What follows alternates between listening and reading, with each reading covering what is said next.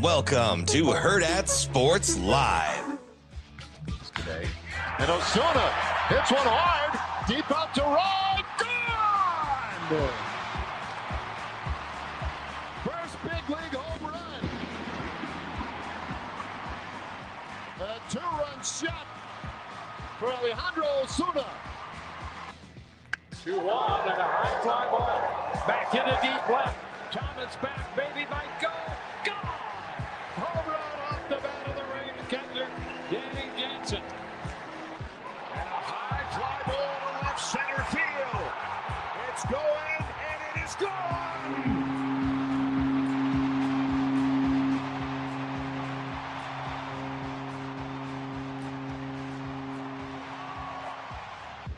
Swing and a line drive, base hit out of the left center field. Carson Kelly staying high. That'll build up against the bullpen. Swanson in. Here comes Bush. Throw to the plate. Too high. Bush is in to score. And Kelly into third. It's 3-0. Cubs on top. That ball's hit high. It's hit deep. Score 4 for Victor. A grand slam, and the Astros lead this game 6-1. Woo-hoo, this thin air. Gotta get those martinis dry. Good morning. Welcome in Hurrdat Sports Live, presented by Centris Federal Credit Union. That's DB. I'm Ravi Lulla here at Hurrdat Sports Bar and Grill. What's up, DB? Hey, hi, by the way. Shane. Hello. This Joker is super hot. Woo-wee. Coming in hot? We are a little warm. Am I too? How's that? Well, that'll be good. I think that's a little better. Yeah. Thank you, Shane. Goodness gracious. How are we doing this morning? We're all right. How about you? Pretty good. Doing pretty good. Hey, it could be an old DB thing. What is up? Is that you? I don't think so. Shane, who is that? That sounds like Sip. Is that L3? That's Brian from Family Guy. So none of the above. Dramatic me? What is up? What is up? What they're doing is like mortgaging your mortgage to buy a sports car. There was lots of hot hyperbole takes with the yesterday. Milwaukee Bucks. Just in general. I mean, Yeah. Feinbaum with Arch Manning being the GOAT and winning natties. I mean, Feinbaum's a dummy.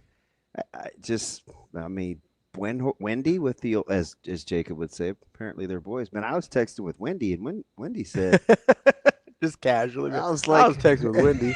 All right, cool. I was like, what? Because we were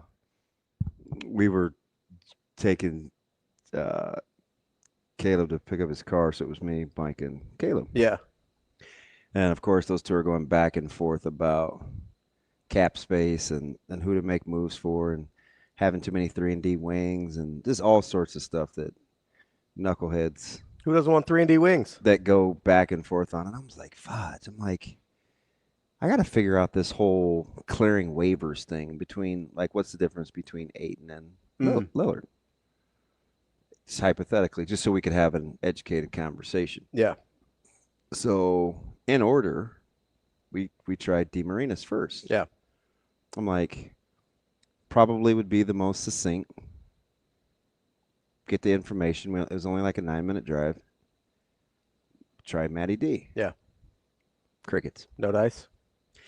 And I was like, okay. So in our group text, I was telling him, I was like, well, we could go with Jacob. I'm not sure he's going to answer. Or Ravi. And Micah goes, not calling Ravi. His NBA takes suck. I still want to talk about the Thompson twins being good at basketball. And I was like, Jacob, it is. So we called Jacob, and he answered right away. And I mean, the expertise and fluidity in which he rolled through the dialogue. Now, he and I both did not know one thing about clearing waivers for guys that had been actually cut. Yeah. And number of years in the league served. Yeah. So there's a little gray area there. there. Gray there. Yeah. But flipping JP is like a Rolodex.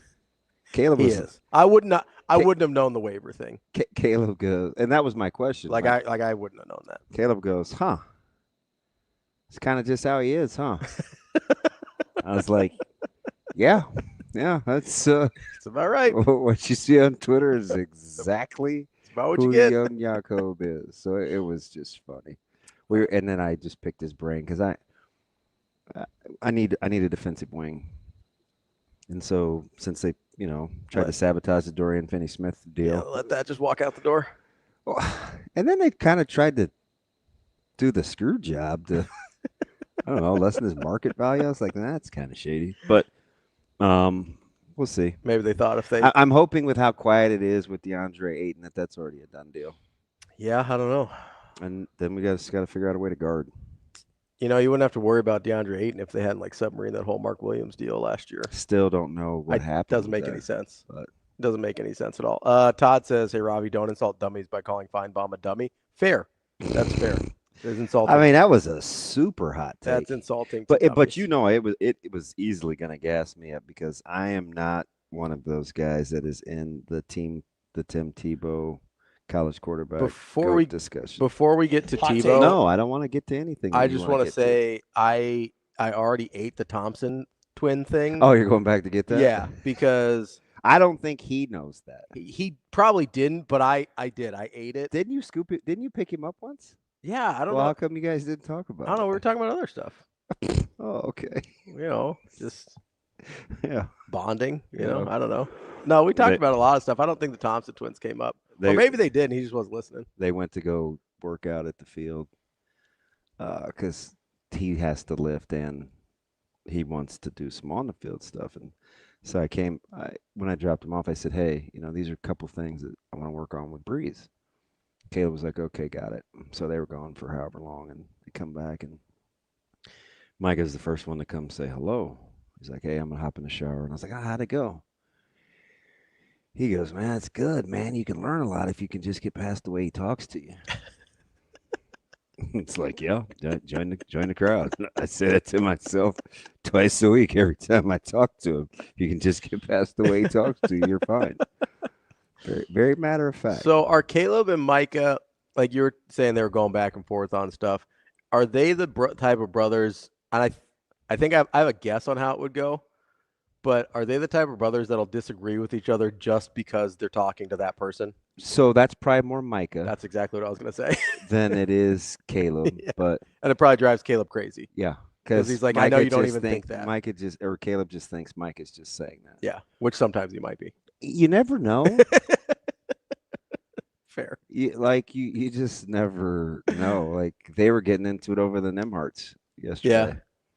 Yeah. And it's just interesting to take the stances they take. What were the stances? I don't have any strong feelings about Nemharts. No, I know. Caleb is under the impression that given the opportunity, younger could be just as productive as older. Ooh, I don't know that that's true. Well, you didn't see it with older, so. No, I saw it more. I mean, here's my issue with the younger is he's like at some point his size is going to be limiting in the NBA. Yeah. Well, I mean, like that's going to be tough. Big brother's not huge. He's bigger than Ryan. Makes it work. Andrew's bigger than Ryan. He's like 6'2", isn't he? Yeah. I think Ryan's like 5'11". And I so that was like the jumping off point. Yeah. And then figuring out dinner, which we knew the base of what we were gonna do, but to figure out the protein is very Benning-esque. What'd you end up with? So it's hard to explain. I tried a new deal, and I knew I wasn't gonna eat it because of the base. So I cared, but I didn't care. But I cut up like cubed potatoes and seasoned them and browned them like in the oven. So got them fairly crispy, then topped it with like chorizo. Oh, I love chorizo. And I seasoned the ground beef like taco meat and mixed the chorizo, and there's a little cheese sauce in there as kind of like a gooey base, and I put it on top, then topped it with cheese, and I had it with like salsa and ate it with like a pie. And I saw the recipe on TikTok, but I said, hey, we could do chicken bacon ranch, we could do garlic steak bites in here. I mean, it's just basically going to be a protein on the potatoes with a medium. Micah's like, nah, I don't care, man. Can we just keep it simple? Like, let's just keep it simple. I'm like, and he said it like 4 times. So I finally came in there and I was like, What do you mean when you say what's your problem? What is simple? Like, what's more complicated than like chicken and bacon versus chorizo and ground beef? And he's like, I don't know. I just want it to be good. Don't try to do too much. Wow. He's probably right, though. Listen, I closed that door so quick. Caleb's sitting on the couch. He just shook his head. And he goes, "That's your son." It's like, this is such a joy. I love just having you two all day, every day. For what it's worth, Ryan Nemhard is 5'11". Andrew Nemhard is 6'4". He's not 6'4". That's the official. I know what it says, that's but the then official NBA then we got to numbers get for into each your one. 2-inch lifts. And I'm just saying that's the I know official you're number you're for a big, each one. You're a big lifts guy. You got to get that little extra height. So, anyway, I'm just saying there's a legitimate like 4-inch difference between those guys. Like that's a big difference. So, but I did realize, being the poor parent that I am, I figure out the more where I learned the most information about Nebraska is listening to those two. Oh yeah. Yeah, I don't have to ask a thing. Caleb just let stuff spill. Mike has, I know you're probably surprised. Mike has strong opinions on things he may not have all the information on. So that's why he gets mad at me, because I do the same thing to him. So Caleb was setting the record straight. So it was very, very entertaining. I come to think of it, we talked mostly football when I was hanging out with Micah. Yeah. It was mostly football because it was right around the NFL draft. So Caleb's in class. He's taking calculus, and so he's online. He's at the dining room table. Micah would like come out and breathe heavy because they're supposed to be going to lift, and he'd walk by like be huffing and puffing, and he goes like the deep sigh. Yeah, and he walks by him and he looks at him real slow, and it just drives Caleb up the wall. And I'm like, man, you're gonna get your brains beat in here in a second. And he'll come by. I said, hey, Breeze, he had to get his haircut yesterday. And I'm like, are you going to lift and work out? Yeah. I don't know. When's Caleb gonna be done with his class? He's got the lady on mute. I mean, is he even listening? I was like, wow, this dude is a menace. So it's highly, highly entertaining. You like to see it. It's good to see a little attitude. Dude, it's a nightmare. But then, and Caleb came home. I don't know. We were getting ready to eat, and Zoe had just called because they were like watching whales and dolphins like on the boat, and they hung up, and Caleb goes, man, who would have ever thought that siblings that I never used to like would end up being my best friends? just shot at Breeze. Breeze is like, yeah, whatever. That's why you're always texting me, huh?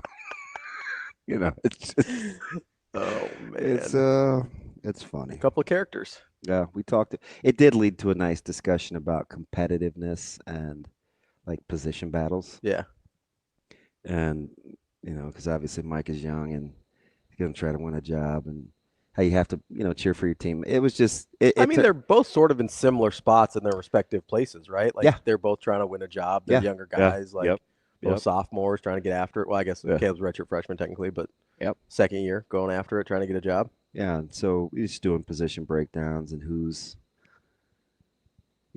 He was walking Micah through the differences in the safety spots. Mm-hmm. So Micah was like, "Man, dang."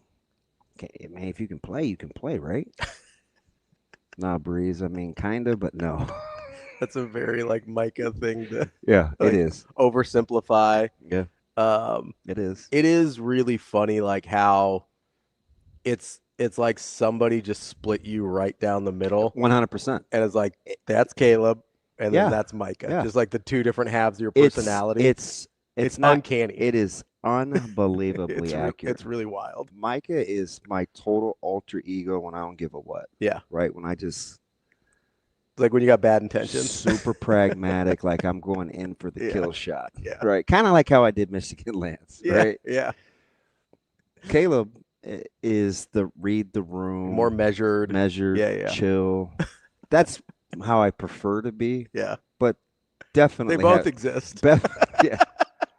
Definitely have to suppress the other one.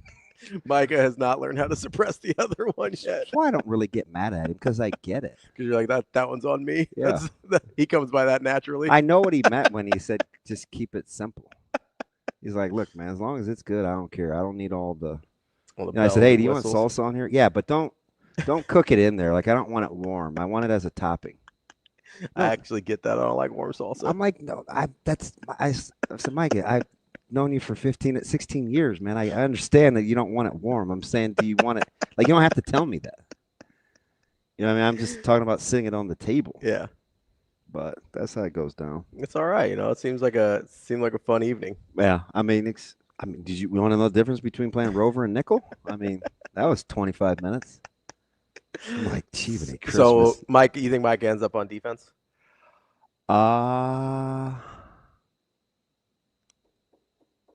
Yes. There's more opportunity on defense early. He's a much better natural pass catcher, or I should say route runner, than his brother. Okay. Caleb's hands are incredible. Yeah. But Micah is kind of got and he's done it longer. Yeah. I mean, Micah's been playing receiver for 3 years. Caleb did it for. You've got some good receivers, though. Yeah, he won't be seen. I mean, yeah, between Mo and Eli. Yeah, it's a little taggy's nice. Yeah. We're like it's a little crowded. We're good out there. It's a little crowded out there. But his group is pretty good. Yeah. There's the sophomores. Yeah, there's a young pup I like. Yeah. He's a junior. Mac Dealer. There's a lot of little young guys I like. Yeah, yeah. Sophomores and juniors. But we don't need those guys just yet. Yeah. Next year maybe. Taggy's gonna be a stud though. Yeah. Yeah. He might be our little secret weapon. Speaking of little secret weapons, Nebraska might have got one yesterday. Yeah. Yeah. I don't know how much of a secret he is. Working out of the slot. Yeah. Larry Miles. Yeah. So number 8th ranked slot in the state. Yep. Very fluid. Yeah. He's a quick guy. So I was watching some tape last night. I like that. I like your tape watching. And I was trying to come up with a comparison to how he moves, right? Because he's not really a juke guy, but he's a really good quick change of direction guy. Yeah, a little Percy Harvin. Yeah, there you go. That's what it is. Because I was thinking of. That's kind of who he reminded me. Now I hope he's as good, but right. You know how Percy wasn't like ski skirt, break it down, like cutlery, but he could make you miss with like just with the cuts. Yeah. Right. Whereas, because I was thinking, when you think of an elusive slot guy, you almost think of like Peter Warwick, like putting people on skates and like doing the jump back moves and all this kind of stuff. That's not really it. Yep. It's more Percy Harvin's a great example. I was trying to find another guy that runs that way, even at a different position, right?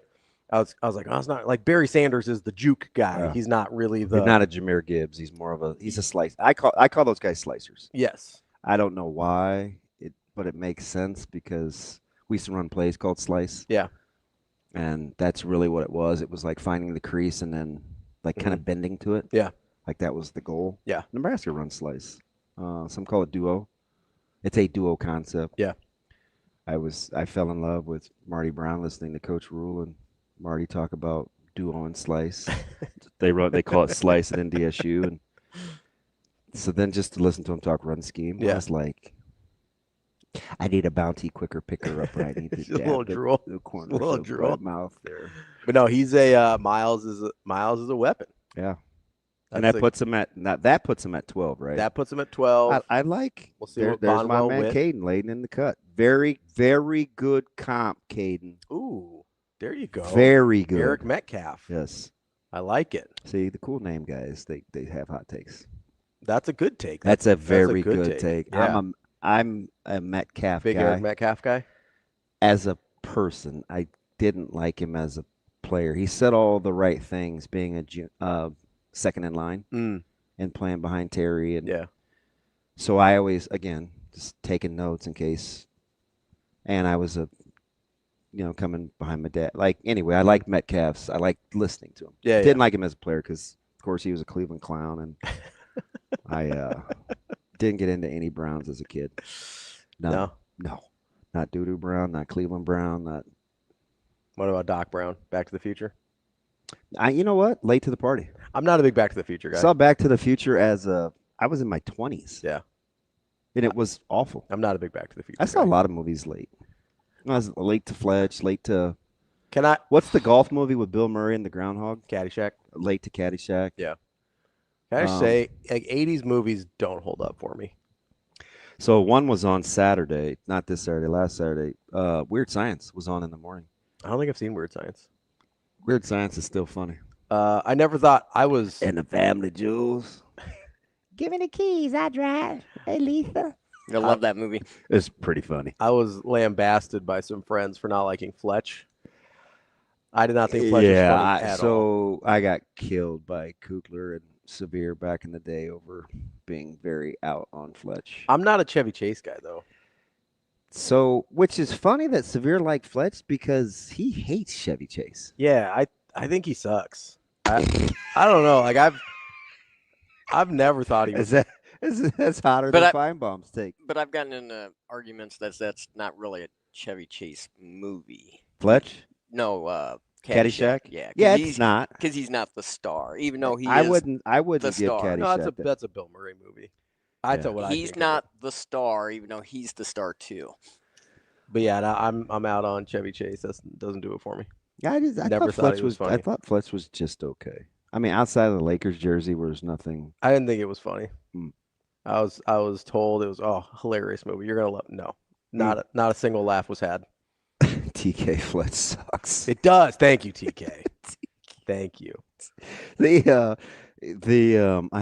brought a couple of my friends today. Oh, we've got. They're new best friends themselves, Mike Tomlin and Aaron Rodgers. Yes, besties. Somebody did bring up that Aaron Rodgers is looking a little yellow. Jaundice. Yeah. That is Ronda Rousey-esque. Ronda Rousey got whooped that night, and she had like the yellowy skin, and she made a bunch of excuses for not being able to take a punch, but that's us talking. Not being able to take a punch.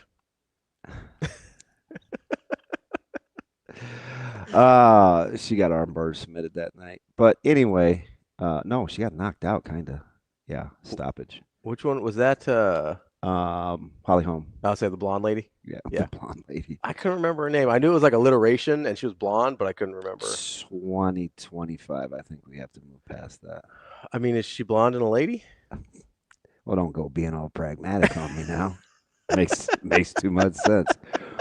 He's moving around well, but I am encouraged, because it was getting ready to be doom and gloom. Outside of, I told D. Marinas, I said, all I really have to look forward to, this is going to be tough, is Nebraska football being good and Creighton and Nebraska basketball. Because Nebraska volleyball. I hope. A lot of pressure. A lot of pressure. Good roster. It's fantastic. Good roster. I watched the Big Ten preview a couple months ago, and I'm like, geez, they're loaded. What did he say? It's Adrian Wyatt. I can't.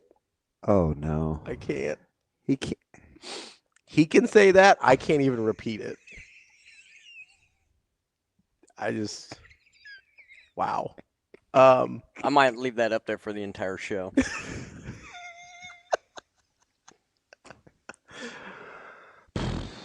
Yeah, I'm gonna. Just need a minute here. Okay, Nebraska volleyball. A lot of pressure. Good roster. You got to be continually Pressing. I can't believe Oh, how you hear they're. that, Preston? That was a good one for me. I can't believe how they're getting killed nationally. Who? The Steelers. Oh, well, yeah. I mean, It's crush. weird. Like, you could tell me better because you pay attention to them more frequently. But it seems like for some reason this year, like people just won't stop talking about them. I know. That's not normal, right? Like this is new. I've been to. I think it is relatively new. Okay, because like it's usually the Cowboys, or I think it is relatively new. if they don't have an off-season topic, they usually have their kind of pet teams, and it doesn't seem like the Steelers have been that team in the past. I get with the Rodgers drama, but now it's T.J. Watt, and now I don't understand. I am encouraged that it sounds like they want to get a deal done. I hope so, for your sake. I mean, well, it doesn't help me at all. For my sake. Well, yeah. Why you should be? I want your teams to do well. I know. That's why I said for your sake. I want them to do well. I mean, that didn't land like very encouraging. I mean, more like for your sake. Like if he wants to, I read that as I might be doing too much, but I read it as like keep this guy calm down so he's remotely tolerable to work with. That's not what I meant. I think that's what you're insinuating. No, that's what I meant when I was rooting for the Dodgers in the World Series. That's not what I meant with T.J. Watt. Yeah. Gibby! Fair enough. Meet Freddie! Is that fair? Just running down the hotel park or I was hallway. I remember I was at a cigar bar with some buddies when that happened. Yeah. I was like, whew. Hope there's no regular people in this wing. I hope this is all Nebraska people. Man, it was like a dead-on sprint. I'm surprised I didn't torch a hammy. It was late, too. I was like, let's It go! was pretty late. But they put the kind of the scrub bubs on the other side of the hotel. The players were on the good side. Non-essential staff are tucked over there in the corner. It's fine. I think you're essential, DB. I am desperately hoping that this, because I will thumb my nose up. If the Steelers make any sort of run as the hate that they've got, yeah. like, and I mean, Canty's on a roll. Like, quietly, he's become one of those guys that he's not a contrarian, but he has a lot of his individual takes, like the whole Mahomes thing. You know, that went on. It's still going. They're still arguing about whether Mahomes is the best quarterback in the NFL. I mean, you want to have a real quick argument about it? Is Mahomes the best quarterback in the NFL? I think I actually am riding with Canty on this one. Are you? Oh, yeah. I think he's 100% right, and he's getting crushed. Another average year from Mahomes. Dude, look at his last 2 years. I know. And I get it, leading the league in drops, and I get it, but it's you can still be in the best position as a guy and not be the best player at your position. I am 100% with Canty. So who are you taking? Well, I think you got a couple of candidates. Josh Allen is in the discussion, as is Burrow. I'll accept Burrow. Will you? Thanks. Yeah, that's cool. You're welcome. I'll accept Burrow. I'll allow it. Really? No, and Josh Allen's really because good. you want Lamar to have to win in the. I need Lamar to win a little bit in the playoffs. Okay. That's, I think, reasonable at this point. Mm-hmm. We're pretty deep into this thing for him to not have. I mean, because I do get it, right? Played all, well all at Mahomes all. does is play for AFC championships and Super Bowls.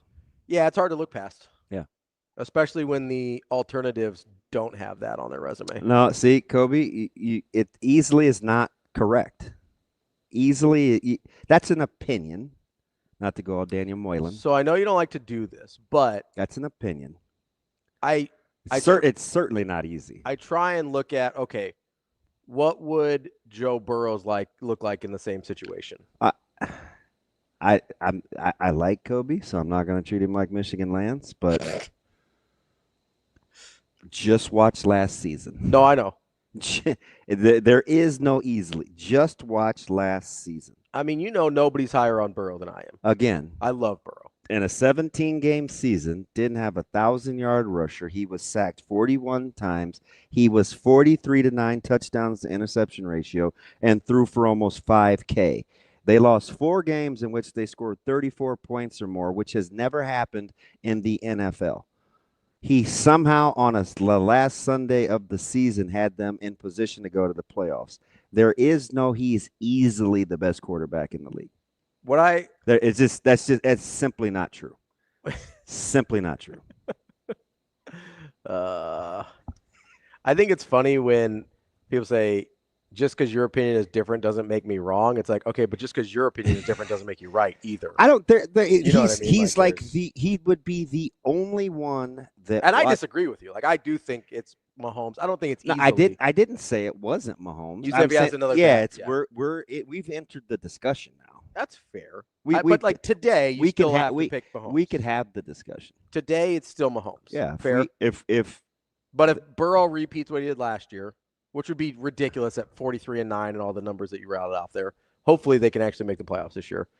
Mahomes, I don't see that. I don't either. But they're just not going to get stops. Are you? They could be worse on defense this year than they were last year. Yeah. Are you going by mechanics? Like if I like the way they move? Yeah. No. Otherwise, I wouldn't like Lamar Jackson. I think his mechanics are horrible. Terrible. Bad mechanics. Well, they work for him. They do, but I mean, like if you're going aesthetically or like how you would teach it, not close. I'm patient with that because there's multiple ways to skin a cat, right? Yeah. I mean, I'm not going to teach anybody to golf like Jim Furyk, but Jim Furyk was an incredible golfer, right? I don't know if you can repeat Aaron Rodgers' mechanics, right? Sure. So I I think there's a lot. And there's a lot of guys like that, especially like you're not going to teach to play the quarterback position like Mahomes plays it either. Correct. Like you're not going. Correct. To. He does some weird stuff that you would. There never, is no 1, 2, 3, 4 balls out. Yeah. Right. Like, yeah, like you would never do that. Right. I get it. Probably the closest to you would teach a guy how to do that is like a Manning is pretty close. Yeah. Like you would teach a guy how to play quarterback like Manning did. Or Brady. Brady, yeah. Yeah. Very rhythmic. Really, really good mechanics. Yeah. Lends itself to lack of, like repeatability. Command of the game. And Brady never had arm issues. Yeah. You That's know? good mechanics. He never had arm issues. Peyton had neck issues more than arm issues. Yeah, well, not his fault. And Peyton's mechanics weren't. They were okay. They weren't ideal. They were a little right? out in front, kind of weird, like flippy. But I mean, it worked for him. Yeah. So I'm not no Shane. The answer is no. I will say I do want it to look a certain way, even if it's not like textbook mechanics.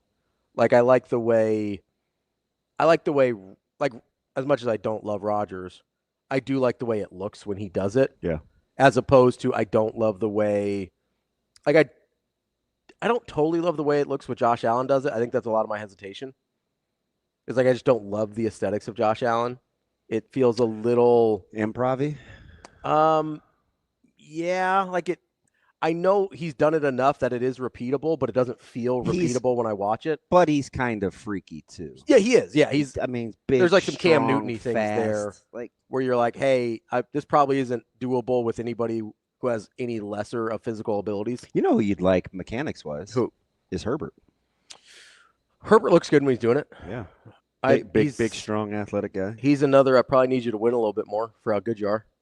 Again, I understand. I don't enjoy the dialogue because now you can't throw 5 picks in a playoff game. Yeah, that's pretty rough. But it is the ultimate team game, so for sure, I like a lot goes into that. I agree. I mean, if a tight end catches a ball. Oh, there's multiple things that could have happened earlier, but I mean, Lamar Jackson had a chance to change the narrative. Yeah, just need a little help from your team too. Yeah. So no, I get it. I don't know. That's why I'm not as hard on quarterbacks as I am on basketball players. Because smaller numbers, more basketball players, you can have an outsized impact on a game if you're one of those guys. Yeah, I don't like. I'm looking at if we bring this back to these two. I don't even know how great or how good Rodgers needs to be. Now, he probably needs to be better than 22-23 QBR, like he has been since 2022. And odds are against him at 40, trying to win playoff games, right? It's a minuscule small list, sample size. Very minuscule list of guys that have been able to pull that off. Basically just Tom Brady, if I'm not mistaken. That's about right. But and it's not just Burrow. Like I think Allen has entered the discussion of playing the position for what his team needs.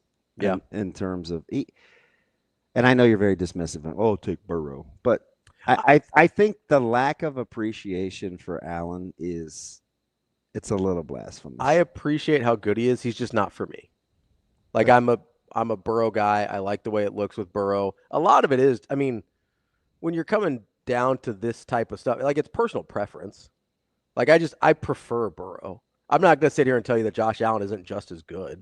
Like I can't in good conscience tell you he's not just as good, or that Lamar's not just as good. The only thing I have on either of those guys is like, yeah, you'd like them to win a little bit more in the playoffs, but that's true of Burrow outside of 1 year also, right?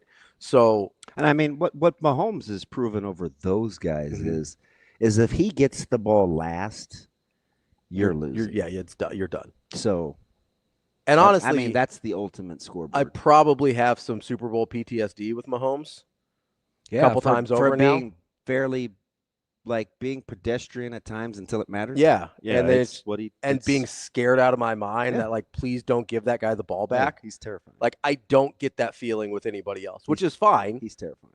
Like that doesn't mean they're not good quarterbacks, but I am going to have a hard time putting someone else in that category until I start feeling that way. What if Kincaid makes that catch? Which he easily should have. Absolutely. Or Mark Andrews makes the catch. I get it. You just need some things to kind of go your way too. I do have a hard time though with it seems like even though I don't think Mahomes' pass catches are any better than, especially now. Well, they've been horrific. But they still seem to always make those catches. When they need to. And I don't know what to do with that. Do you know why? Because at the end of the day, he had a guy that he could go to. Yeah. And, I mean, Kelsey is the dude. Yeah. So. I just have a hard time separating that when it's like Mark Andrews is a really good tight end. You know, Kincaid's a really good tight end. I get they're not Kelsey, but you know what I mean? If winning ultimately matters, why do you – so you're just resting on the fact that Allen doesn't fit your eye? Yeah. Yeah. Okay. I don't have a better reason. Like that's – because he has more playoff wins. Yeah. I don't have a good reason except like I just don't love the way it looks. He's really good. Yeah.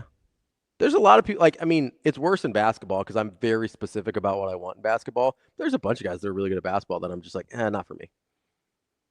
I'm probably with you. Like, if I don't like the way it looks, like I can sit here and tell you, like, obviously Josh Allen. I have lots of guys like that. Really good. You know, LeBron is like that. Karl Malone is like that.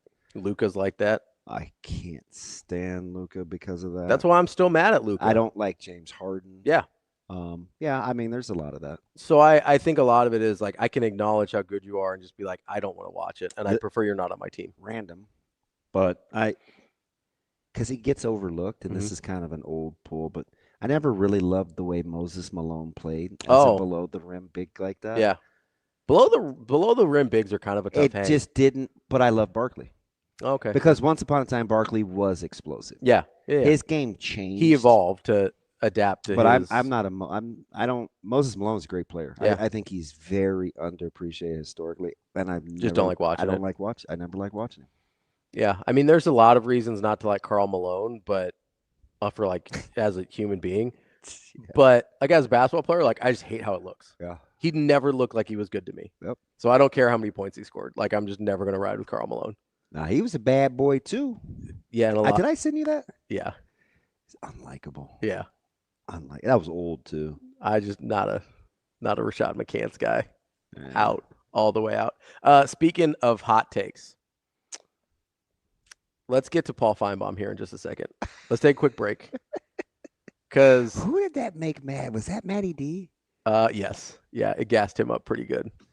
How about his just rapid fire laundry list of quarterbacks? No, that was me. I set the list. Yeah. I gave you like 9 in 10 seconds. I was like, boom. There you go. Since 06. 07. Yeah. So we'll get to that in a second. Paul Feinbaum had some hot takes about Arch Manning and Tim Tebow. And we had some feelings about it. SDB. I'm Ravi Lulla. We'll be back on Hurrdat Sports Live.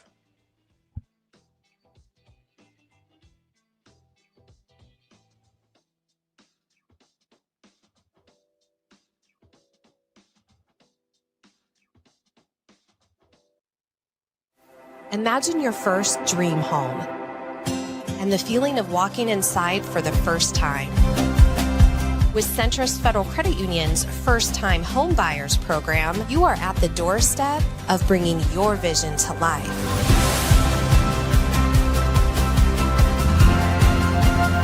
Welcome home. From your neighborhood mortgage experts, Centrist Federal Credit Union. We are where you are.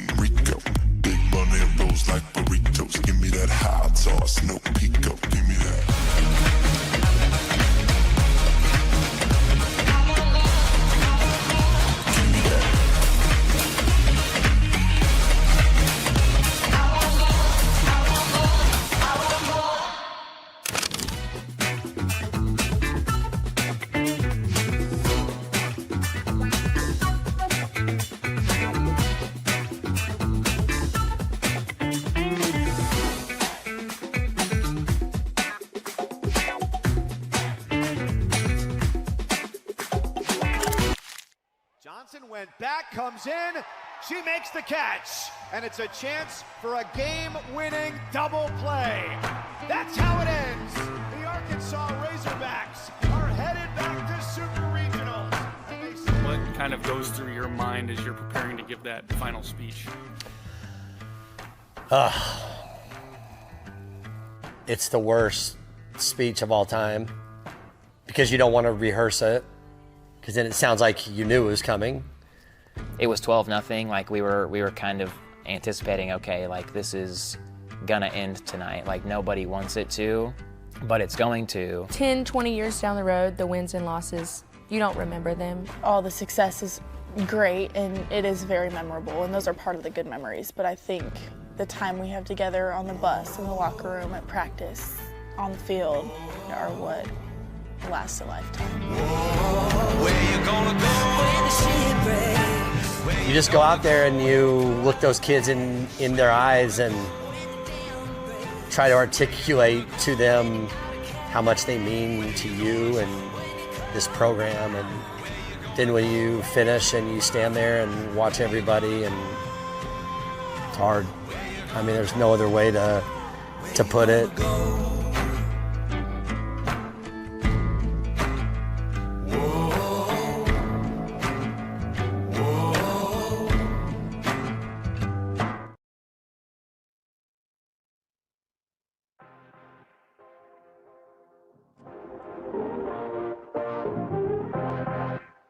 You're listening to Hurrdat Sports Live.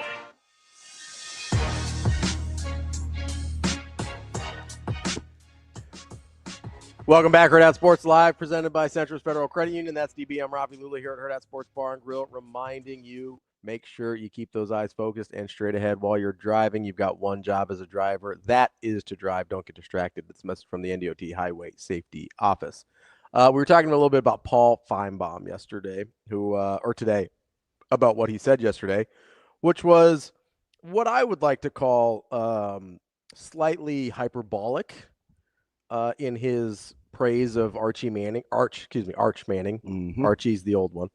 That Arch was the best quarterback to come into college football since Tim Tebow in 06. So we got a couple problems here, DB. Number one, Tim Tebow wasn't even the starter in 06. That was a guy named Chris Leak. Tebow was a situational, short yardage quarterback who, despite what people think, did not have a large impact on that national title. In 06. Yeah. That being said, he said he's the best. That's the Tebow part of this. We'll put that over there. We'll get to him in a second. Because the implication was that Tebow has been the best quarterback over the last 20 years of college football. That was the implication of what I took from Feinbaum. You got this other part. Save me. You got this other part where Arch Manning has played, I don't know, I think he's thrown like 40 balls at Texas. Yeah. Somewhere in that neighborhood. I don't know. It's under 100, I'm almost positive. Yeah. So maybe we did this once. We did, and I'll do it again. You know what's funny? What's that? Is you're having this conversation with a guy that thinks that is banking on Manning and Sark being pretty good. You are, yeah. He's thrown 95 career passes at. Where did Texas. I put them in my draft? They were high. For the OC QB combo? They were top 2. Yeah, they were high. So I'm listening with bated breath here. And listen, I expect them to be good. I don't expect Arch to be the best quarterback over the last 20 years. Hey, my man's back today. You heard me call him yesterday. Scotty? Nope, JMP. Oh, okay. We haven't heard Scott for a minute. I saw him today. Did you? Yeah. I saw him again at the CWS. I saw him twice. Umbrellas and the whole deal. His son had this. That's my next purchase. Yeah. I have the short sleeve version, but he had the long sleeve gray with the red trim and the block in. Nice. Yeah, I don't know. I thought I had the long sleeve. I don't have the long sleeve in black and the short sleeve. I have the long sleeve in white and the short sleeve. You just got the short sleeve in gray? Yeah. Got to tell me. I must have ran out of money that day. Because it's not, typically I would complete the. Yeah, complete the set. Yeah. Yeah, no, I got you. or I was in a pinch, or they didn't have. It was something. They might have been out of your size or something. Yeah, because you like to go bigger sizes. So like a lot of times on the. So you know what's funny? What's that? Is I have to. Scale back a little bit. I'm running the risk of looking like a clown. What do you mean? I'm just not ready to reinvest in sizes yet, though. You want to see if the new weight sticks or what? Yeah. See if this is just a flash in the pan or not. Some things just look ridiculous. I'm like, yeah, no. But no, you're getting ready to make the case against somebody that thinks Arch and Sark are going to be pretty no, good. And I'm not even saying Arch isn't going to be good. I'm saying it's silly to be like he's going to be the best quarterback in 20 years. Because you know what? We've had some pretty good quarterbacks the last 20 years. Yeah. A lot of which are better than Tebow. Are we talking totality or just the singular season? I'll go either, whichever you want to. You pick. Well, dealer's choice, because there's plenty of both.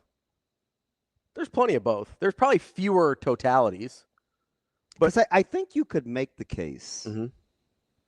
I think you could make the case that Cam's 11 season, statistically, with what that team was bringing to the, and I know, listen, TK hates context, with what that offense was, and what Cam was asked to do, that might be one of the best statistical quarterback seasons in the last 20 years. Oh, I don't even think that's an argument. So I don't know. We'll get into a few probably if you name them. So there's a few that I would put on par, maybe a little better. But is one of them Baker Mayfield? Baker Mayfield's one of them. And he wasn't even on my initial list. But if you want to talk about careers, Baker Mayfield's career is absurd. Fully stupid. Yeah, it is absurd. We're going to look this up real quick because I don't think people appreciate how absolutely bonkers Baker Mayfield was, especially once he got to Oklahoma. I was going to say that about Scott, but sometimes guys don't like to know that. He is, remember I told you he's giving Steve Austin vibes? He is considerably more fit. Man, because he's got that walk game right, man. He's on it. It's like legitimately shrunk. Yeah. So I concur, Scott. 3 years at Oklahoma. Yeah. 68%, 3,700 yards, 36-7. Yeah. 71%, 40 touchdowns, 8 interceptions. 39.65 for yards. 71%, 4,600 yards, 43 touchdowns, 6 interceptions. That's 3 consecutive years of Baker Mayfield. Absolutely bonkers. It's incredible. I was hoping unreal. So I'm a Baker guy. Oh, hold on. Let me get to rushing. 400 yards rushing. 177, a little lower. He was about half the attempt. Still had 6 touchdowns. 300 yards rushing, 5 touchdowns. Yeah. He belongs in the discussion. Bonkers. He was the first one I thought of. Honestly, he wasn't for me because the first one I thought of was Burrow. Burrow's senior year was as good as 19. 60 touchdowns and 5 picks, I think. Is that the number? It's I don't even it doesn't even sound right saying it. I think it's I almost thought 9. Is it 5? It's stupid. It's 6. 6. It's 6. Okay. I thought it was 60 touchdowns and 6 interceptions. Yeah. That's a 10-to-1 ratio. Even I can do that. BT Dubs, he threw for 5,600 yards on 76% completion percentage. None of that sounds real. I'm rocking with TK too. What do you say? Look at the guy that he is. And I kind of honk for him. Kyler? Yep. I just assumed. Wow, I really? didn't even see. You love Kyler. But that's actually, once we talked about Baker, that's the next guy I thought of. Because he had a stupid career also. I'm like, it's just revisionist history. It's like grown legs. No, Kyler Murray was really, really good. You want to? And I get now he only started for 1 year. Hear my heart. He only started for 1 full year. No, I know. To be fair, that's why I was talking career single season. Yeah. So, single season he went 69, 4,300, 42, and 7. Yeah, which is basically Baker numbers. So, but I have to say this. Okay. Because I think people think I just don't like Tebow, which is not true. You think he's overrated? Extremely. Which is it's different. Again, if I'm going with a rushing quarterback, You're taking Cam. I would like a guy that averaged more than 4.5 yards a carry. Totally fair. Right? Because I watch him. Right? I know QB power. I see blast. I see their version of ISO with lead back and 2 tights and and lead. Like Nebraska ran that offense. I mean, you could make the argument that Tebow's the 4th best rushing quarterback since then. But those numbers are gaudy. Where you take Newton first, right? Yeah. You take Lamar first. I'd take a non-rushing quarterback. You take Johnny Manziel first.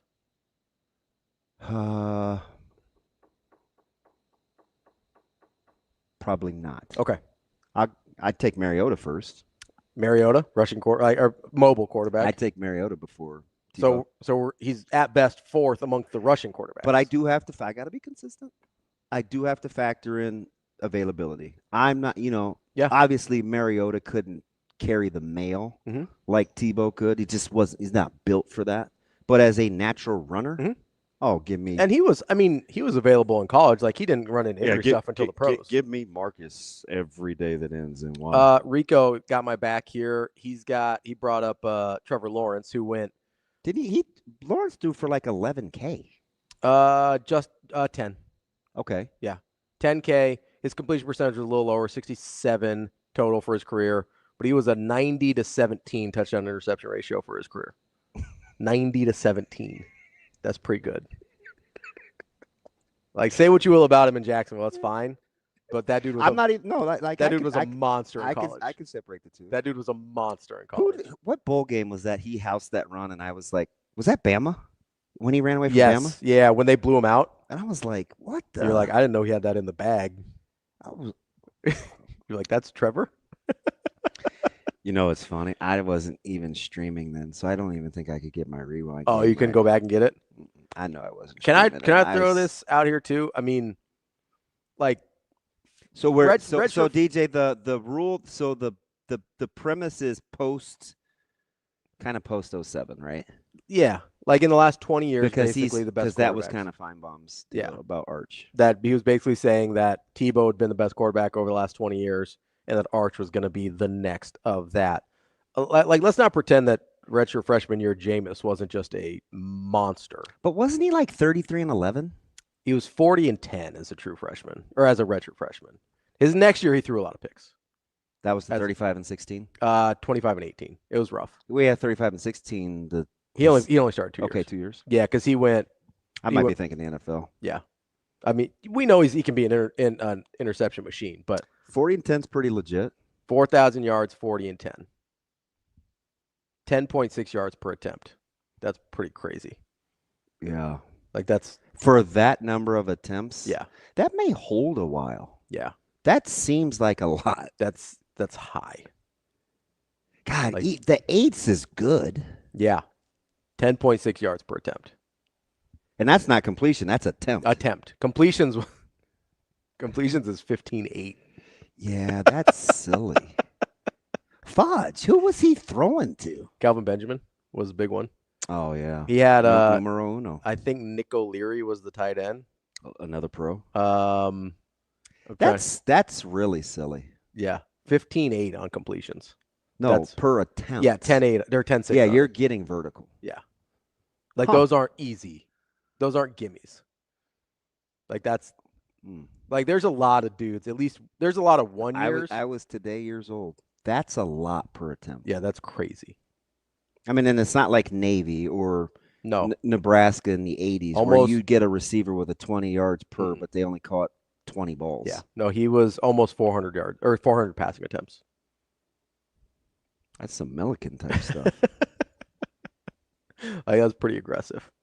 Remember? No, you weren't alive yet, but Nebraska had a tight end and all he did was catch touchdowns. He was like Chris Carter before Chris Carter. That was sort of the Todd Milliken. That was sort of like the Tracy Wistrom thing. Well, anytime Nebraska threw the ball in the 80s, off play action, it was for a chunk. He wasn't. Yeah, we weren't nickel and diming down the Rod field. Smith was housing that thing. Yeah.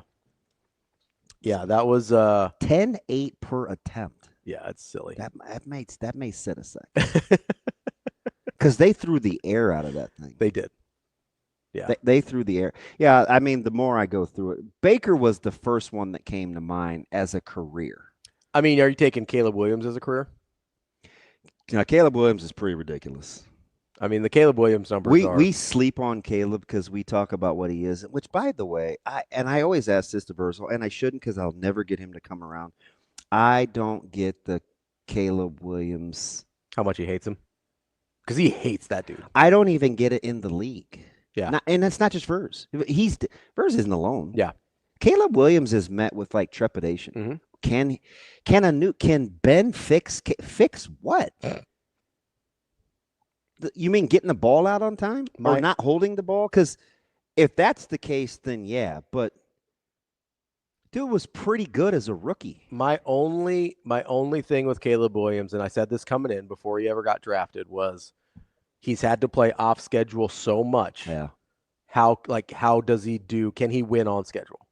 Right? Which is, I think, a fair question. But in college, Caleb Williams so he played the half year at Oklahoma, went 1,900 yards, 21 touchdowns, 4 picks. Then at Heisman year at USC, 4,500 yards, 42 touchdowns, 5 picks, and then 36, 30, and 5. Yeah. I'm with you, AD. Amazing, Daniel. Johnny Mitchell was the same way.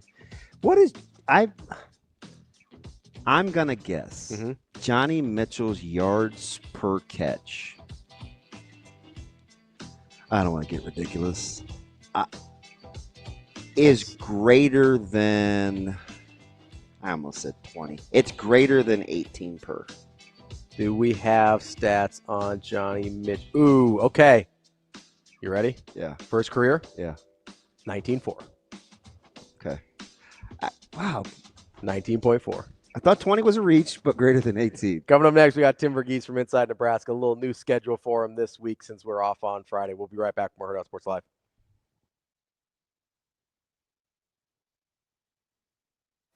Imagine your first dream home and the feeling of walking inside for the first time. With Centrist Federal Credit Union's First-Time Home Buyers Program, you are at the doorstep of bringing your vision to life.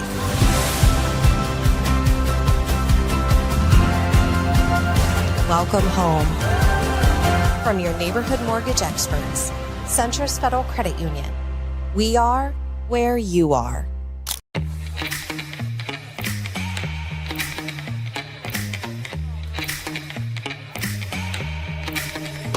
Give me that cheddar, we getting Rico. Big money rolls like burritos. Give me that hot sauce, no pico. Give me that.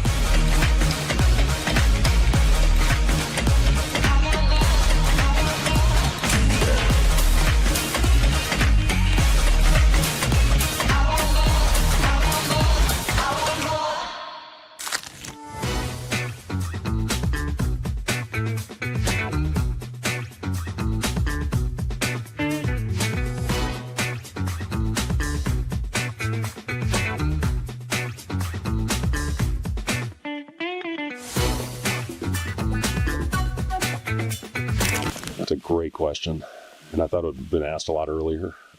Listen, I'll say this: there's a lot of unanswered questions as this thing will progress. I'm glad it happened. I'm glad the case was finally settled, and now we can move on with our lives.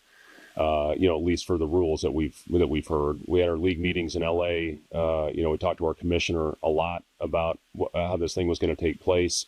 Talked to Troy Dannon in leadership of our athletic program about what to expect. And, listen, from everything we understand, revenue sharing is going to be the main source for these guys now. The true NIL deals are going to have to go through the clearinghouse that's run by a very reputable company with Deloitte. And, we'll see how that all plays out on what a fair market value is for somebody to be approved an NIL deal. But until we see, a deal that's rejected, which I don't think that's happened yet, what exactly the parameters are within an NIL deal getting approved.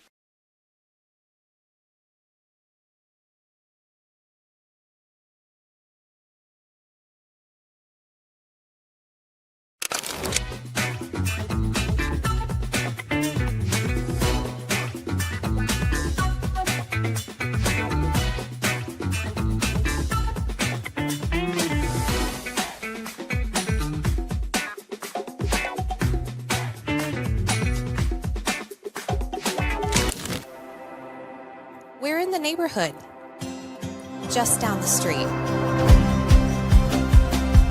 With a wide variety of home equity products to help you create a relaxing oasis. so you can kick back and relax in comfort. Centris Federal Credit Union. We are where you are.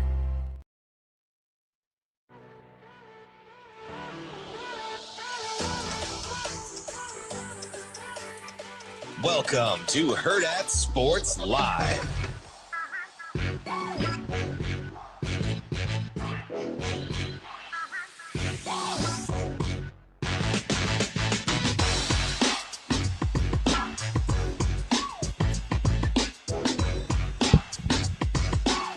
Can I do that? Or is that frowned upon? Do what? I don't know, man. We're back here on Hurrdat Sports Live. That's DBM Ravi Lulla here at Hurrdat Sports Bar and Grill. Presented. You're still my guy, Shane. Even though you just told me a flat-out fib. My man said I said that. No, he definitely did not. I know what he said. Dude said. He said, you're coming back after this. At Tim's log again.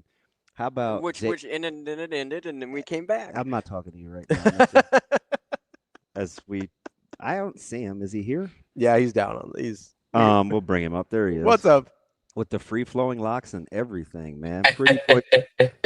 Verghese from inside TV, Nebraska. what's up, buddy? Hey, how we doing? Hey, I wanted to. We've kind of just like gone past this. It keeps saying fourth best head of hair in Nebraska media. Who are the other three? Like we just never addressed this. So, was that self-gloss? No, that wasn't even that's Rico. Who's? Oh, okay. Rico put that up there. So yeah, who's 1, 2, 3? I don't know. I've been wondering this for a while.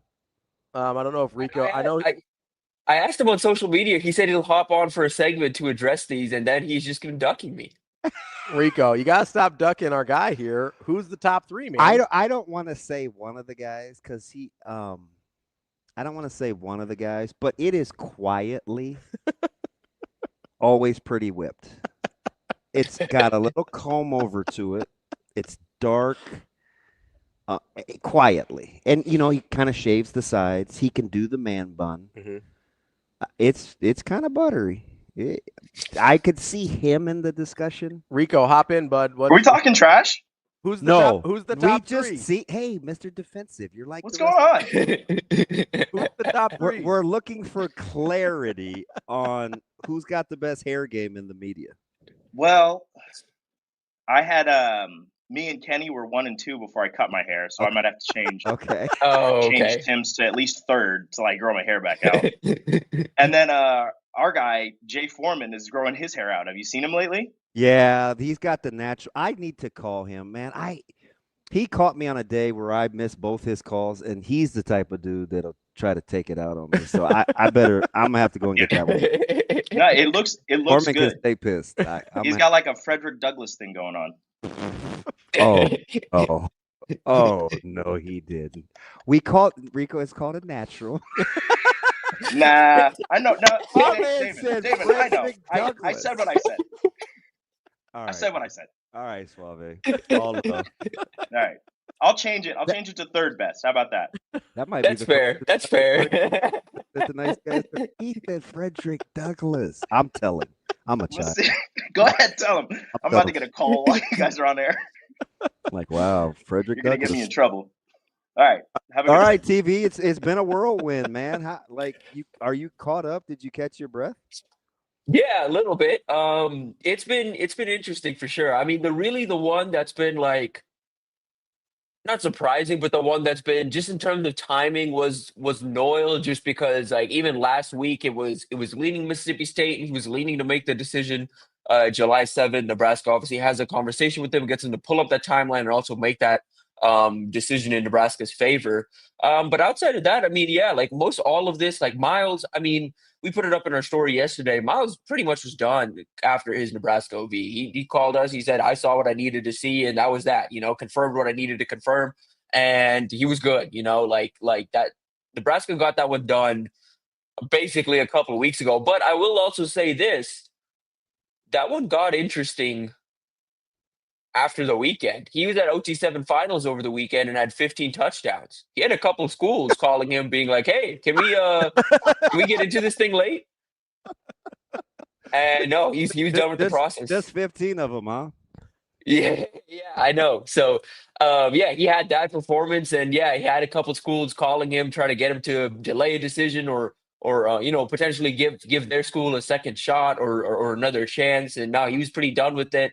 This is another one. I mean, just relationships over the course of a month, essentially. Nebraska built a really strong relationship there, especially for a guy like him who had some early like interest from Florida and Miami, has teammates going to Florida and Miami, and both those schools kind of played like touch and go with them a little bit. For Nebraska to kind of come in and be all in on him from the moment they offered really meant a lot to him. Really meant a lot to him and his family. I think he's about as shut down as you can get, and I think Nebraska's got a really good shot of holding on to him, because not just all of that's all of what I mentioned. Cortez Mills and Ja'Cory Barney kind of took this guy under their wing. I've known this guy for a while, and are really just kind of pushing the Flobraska thing on him. So I feel good about Nebraska there. Odom's one where we'll just have to see. I do expect that one to continue into the fall. More on that in tomorrow's Timbits, but yeah, it's gonna be. Still waiting on two more this week, or at least two decisions this week. You got Devin Jackson deciding tomorrow, Darian Jones on Friday. And yeah, I mean, we'll see. It's kind of on Matt Rhule to kind of close again there. Yeah. Coffee is definitely for closers and Coach Rhule. He's pretty good at that closing thing. Yeah, it's impressive.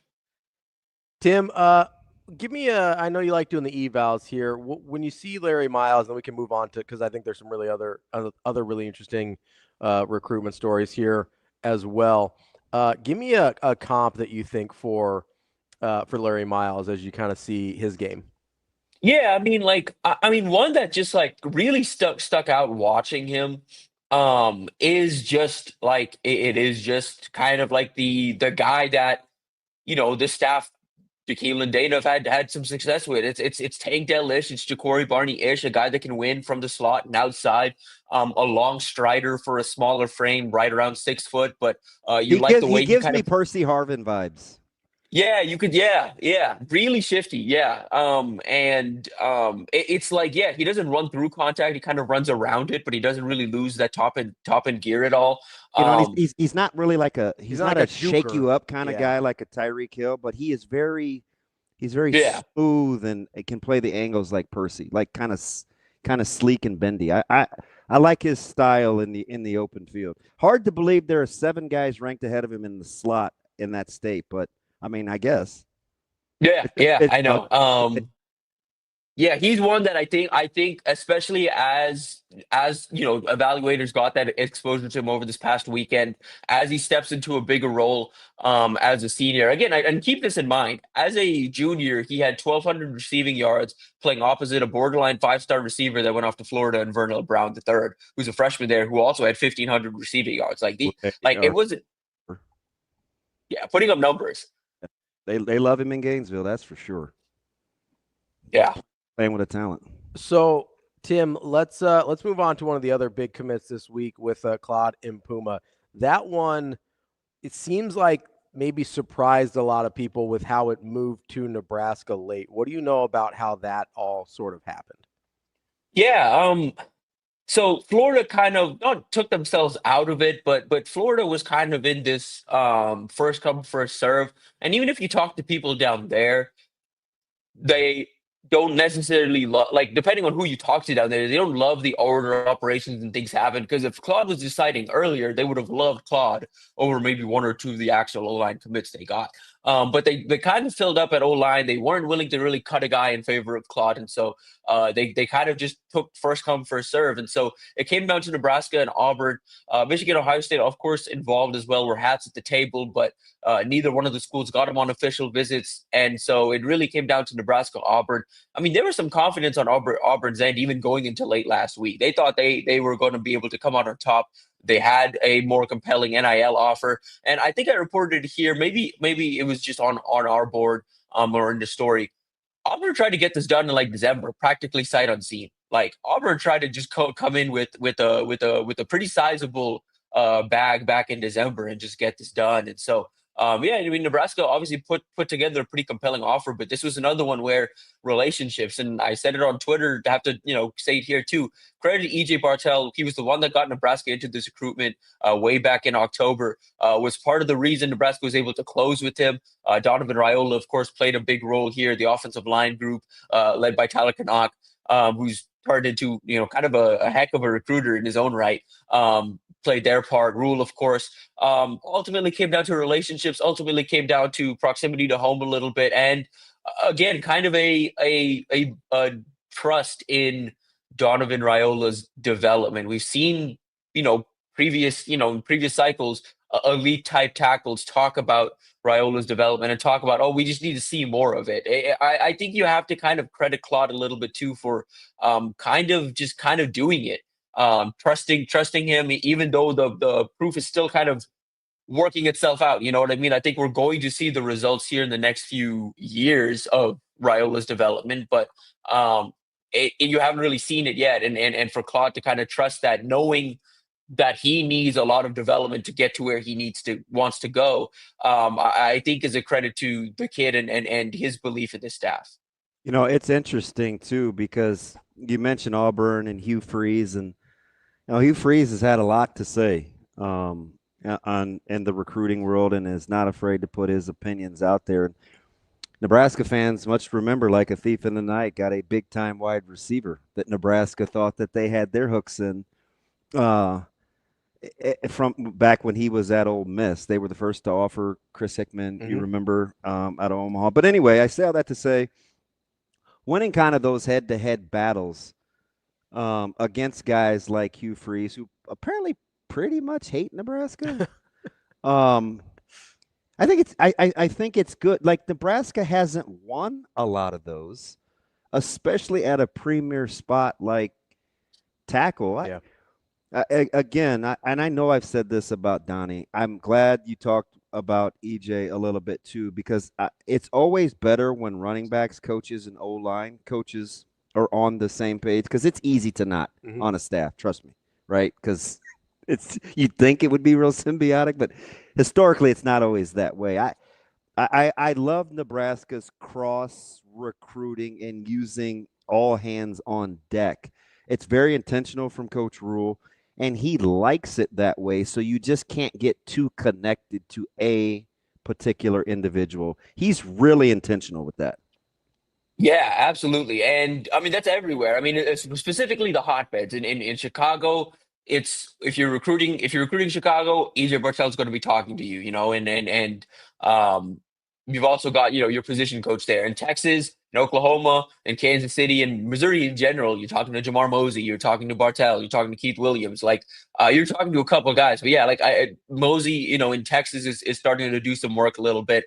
Nebraska, kind of working themselves back into, or working themselves in that recruitment of Calvin Thomas, where I'm very curious to see how these next couple of days progress before a July 12th decision. But that's one, again, where you've got, again, our area recruiter kind of playing the long game and doing his part to kind of help Nebraska over the top. So you mentioned Calvin Thomas. He's one of a few decisions coming up. Devin Jackson, Darian Jones as well. How do you think Nebraska fares in those? I know some people still holding out hope for like a Valdensone as well. And like, how do you see these next few impending announcements going for Nebraska? Yeah, so Jackson's tomorrow. That one, just feeling Oregon. After talking to a couple people yesterday, he was at Larry Miles' decision. The people around him still kind of lean Oregon. We'll have to see if Nebraska can close over the next day or so. But this is another one. If Nebraska comes out on top, it's relationships beating out NIL. And with Darian Jones, again, still kind of there's more Iowa buzz than there is Nebraska buzz. Again, would kind of take a strong closing effort from Nebraska. I do like where Nebraska's kind of standing at this point with Calvin Thomas. We'll see if that holds. I do think SMU is going to try and make a push. Texas is obviously going to try and make a push. I don't really know where North Carolina stands in this recruitment anymore. They were at one point a school with some buzz here, have kind of dropped off a little bit, and I have not heard a whole lot linking Thomas and North Carolina as of late. But do they renew their effort at least in these final days? I'm curious to see what happens in that one. But and Son, yeah, this is just going to be another one where, kind of like in Puma, does Nebraska kind of benefit from some other programs filling up and just the fact that they've built the best relationship? I mean, you have to put those two things together. Like with Son, Georgia right now, I think, has 6 D-line commits. That's not to say they wouldn't take Valenzuela. Last I talked, it sounds like he's still a take there, and they still very much would want him. Well, you think even with Georgia, Son is the type of guy that if he says yes, you take him. Yeah, absolutely. It doesn't matter where you are. Even Florida, yeah. You take Son. Exactly. And so I'm curious to see if that continues to hold true with Georgia and Florida, because Florida has a few D-line commits as well. And Nebraska continues to have the best relationship, have continued to be the school that has done things the right way in this recruitment. I don't know if that's going to be enough to get over the draw of the SEC. But if it is, then again, it would be a massive win for the staff, and I think probably the biggest win of the summer, even after coming out of a summer that's had a lot of big wins.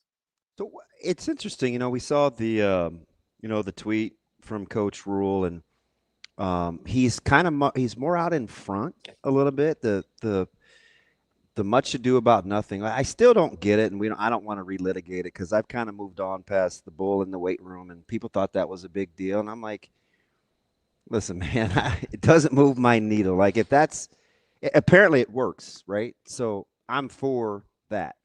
Having said all that, what do you think, or what do you envision year 3 Coach Rhule looks like?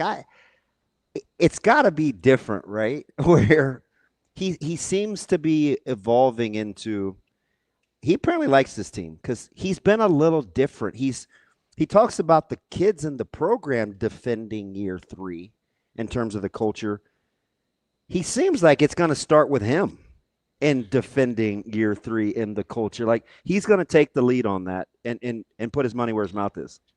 Yeah, I'm glad you brought that up because I'm assuming you've noticed it as well. Yeah, there's not a personality shift, but it is kind of just like it's a personality that kind of matches where the program's at right now and the culture. I think it is really just you're seeing two sides fully gel and become one with each other, the players and the staff and all of that come together. And I think this is all just, he's the tip of the sword, I guess is the best way to kind of put it. He's the guy out in front.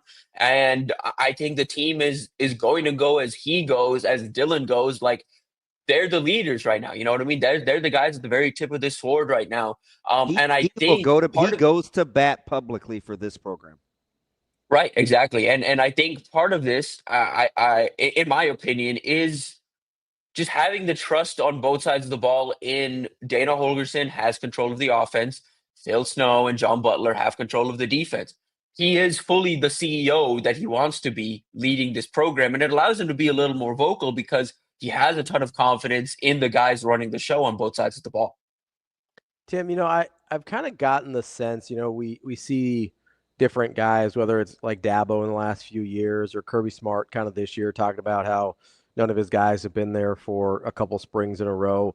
It almost seems like, and DB and I were talking about this earlier in the week, it almost seems like Rhule sort of enjoys the chaos that's going on right now. Like, it almost feels like... He looks like it as an advantage him because he can drive. It seems like he views it as an opportunity.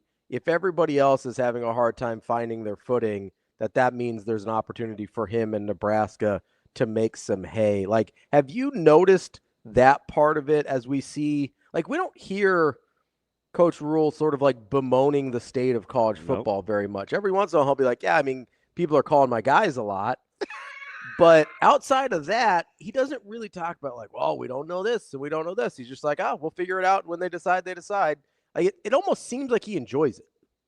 It's like what we touched on last week a little bit. You, in this day and age, again, for whatever reason, I get it. I understand. Like, if you're a casual fan and you see where the state of college football is going, you can kind of dismiss, well, it's all up to money. Why does anything matter? Like, why does anything matter?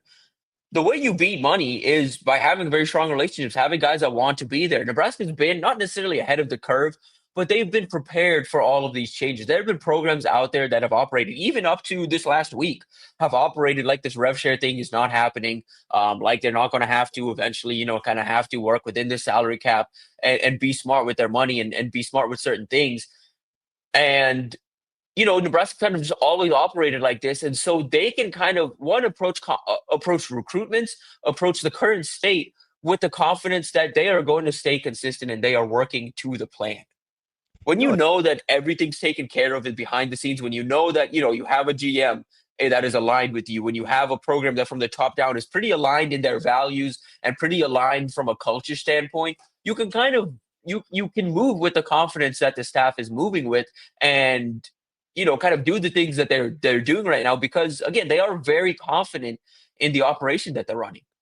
Yeah, I am a huge, I don't know how long I've been paying attention to this. So, more than 20 years for sure. And listen, I would hear that individually at each position, you may have had a better guy, right? When you talk athletic director or head coach, or in this case, a general manager or the administrative team, like individually throughout the last 25 years, you may have had a better singular entity.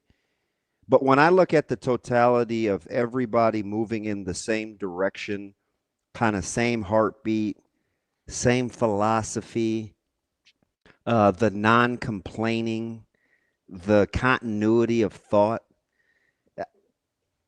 this may be the best I've seen in the last 25 years, where I feel like it's aligned and it's equipped with forward-thinking go-getters, not woe is me's or what don't we have or we can't do this. Like the belief in the entity from the triumvirate, for me, seems to be at an all-time high. Yeah, absolutely. And arguably the most difficult stretch of college athletics. Right. Yeah, exactly. That's even I think conferences, changing head coaches. This is the most difficult time, in my opinion, to navigate. And they don't really get caught off guard by things when we see rules practically change on a whim every couple months, and it's this, it's that. It's like, at least publicly, even talking behind the scenes, like it's like, well, we trust what we've done. We have strong relationships. We just kind of hope those went out, and you kind of continue to do business as usual. When you like I said, when you know that everyone's aligned, and when you know that your culture, when Rhule talks about defending your three, about a player-led culture. When all those things are true, when recruits are coming on campus and noticing that as well, when all of those things are coming together and work to itself. I talked to a 27 recruit yesterday. I'll have that story up later today. Talked to a 27 recruit today, and 27 recruits don't get the same exposure to the guys as official visitors. When we talk to official visitors, they always talk about, oh, it was really cool to see like how aligned the team is and get to know the players a little bit and realize, all these guys are super tight knit. You hear that all the time from official visitors because they spend, 48 hours plus around the team. You don't really get that with 27 recruits because typically they come in for a day or two, and they're not really around the facility to the same extent that official visitors are. But I had 27 recruits yesterday, like just saying, yeah, the family culture there. Like you just kind of see it, like they're in the facility and they're, it's like, oh, it's a group of 4 players really walking around, all from different positions. They protect one another. They're very, you know what I mean? Like, yeah. It's impressive, man. I try not to get too, gaga gooey, but I'm just, I just like the fact that they protect the house and they're doing it from the top down. Yeah. It was really cool for me when we were at Indianapolis last week for the 5-Star Challenge. And I was talking to Trey just about the month he had at Nebraska, spending a lot of time around campus. The last 2 camps we were at,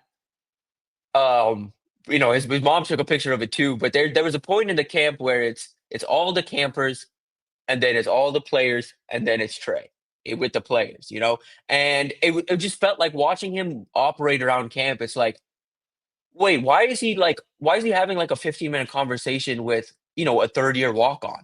Why is he he's so close with everybody on the team? I asked him, I was like, who are your best relationships now? And he's like, man, it's weird. Me and Jeremiah Charles are really close. I don't know what I have anything in common with Jeremiah, but we're really that not funny, AJ? So you know what's funny about I'm a huge huge JJ guy. I don't know what it is. He's like Buford. He's like older Buford on steroids because, Buford's like that too, is kind of this grand ambassador. But JJ's kind of been through it too, and he's young, and there's a lot of expectations, and he's still a cool kid. You know what I mean? Lesser a person would have probably wilted a little bit, but I'm glad because But I will tell you this: Trey scared me last week when he said, and Puma wasn't feeling the love like he was from some other school. This dude literally. Yeah, it was a brief time. Put out a bat signal. All the arms. And lo and behold, man, it's interesting to have it watch unfold. Other people are now starting to believe as much as Nebraska does internally, and that's always going to be a scary thing. Yeah, and I mean the thing with JJ and just the DB room in general, it is kind of cool to see how close that room is, considering how competitive that room is. Like all those guys are fighting for playing time, and it's like, oh, it's cool. Like Jeremiah Charles, there's a chance, like he's probably going to play, but there's a chance he just loses out on like serious snaps in fall camp. You got Marshall, you got Khan, you've got who do I like to play? Amari Sanders. You got hey, listen, they got a lot of guys. You got a lot of dudes, and that's the thing. Like it's really cool to see how tight knit that room is. Like you saw it during camp, in between reps, these guys are drilling together and just working on little things together. It's like you guys should hate each other. Like there should be some like animosity there. It isn't really that at all. Tim, last thing for me here before we get you out. We've talked a lot about how it's going to be a small class. But if some of these start to go Nebraska's way, we could creep up to that 15, 16, 17 pretty easy. Like, is that something you think Nebraska's prepared for, where if, hey, all these go their way, they'll take the 16? I always thought 14 was the max, but it might not be. Yeah, I mean, just because I think there's a few guys out there that they're going to not make exceptions for, but they're going to hold a spot for and find a way to make it work. We've seen them find ways to make things work in previous years. I think there are a couple guys they'd like to make it work this year. And even coming out of the summer, I think there's a few they're going to keep an eye on. But yeah, like I think this next week and a half, seeing how some decisions go is really going to shape how they approach August and beyond, because I mean, you're already starting to see guys start to figure out, okay, I want to get back out to some schools in the fall. I want to potentially continue my recruitment out into the fall. And so Nebraska is weighing all those things. I think, again, the big one I think is DB right now. You really look and see how they close with Devin and Darian. If those two don't go their way, do they expand the board? Do they just kind of go all in on like a Tadarius Hughes? I'm curious to see how they move forward. Yeah, you know what? I just get the sense they're not going to panic. I think they like their room. Yeah, I agree. And they're young. I mean, they're super young there. Like, that's why it always felt interesting. Like, when the reason they made Danny Odom specifically such a key priority is that's a kind of cover corner type that they're about to lose in the Sierra right after this year. They need that kind of guy to come in that is just a pure cover guy, can track the number one guy. And Danny is that true, like, kind of dominant cornerback one that you kind of go all in for, which Nebraska kind of did. That's our guy, Tim Verghese, Inside Nebraska. Tim, appreciate the time. As always, enjoy the holiday weekend. Yes, sir. Y'all too. Appreciate y'all. Thanks, TV. Again, I've liked individual pieces. Like, I was a huge Bill Byrne guy, right? Obviously, Coach Osborne, fantastic coach. You've had great athletic department staffs that were kind of singularly led. When you talk about in its totality, you may have had greater individual pieces, but collectively watching Damon and Rhule and Dr. Ilza and you've got a new general manager and Pat, like, the movement of navigating this is about as same pagey as I've seen. I don't know how it lends itself to wins and losses, but thinking collectively, I haven't seen it.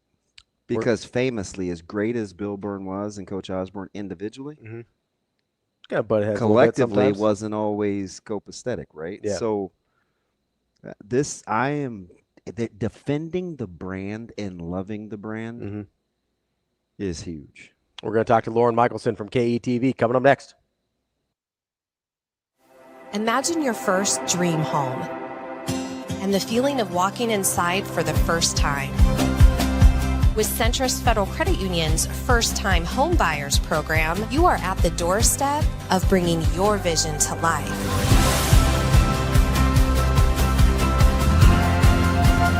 Welcome home. From your neighborhood mortgage experts, Centrist Federal Credit Union. We are where you are.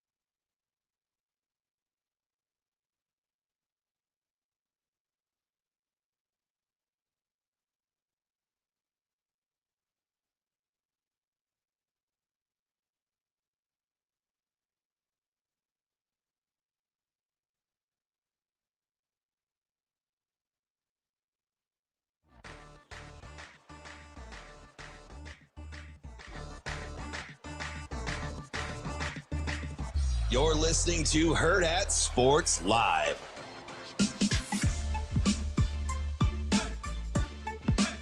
We're back here on Hurrdat Sports Live. That's DB. I'm Ravi Lulla here at Hurrdat Sports Bar and Grill. We are joined now by Lauren Michelson of KETV. Lauren, how are you this morning?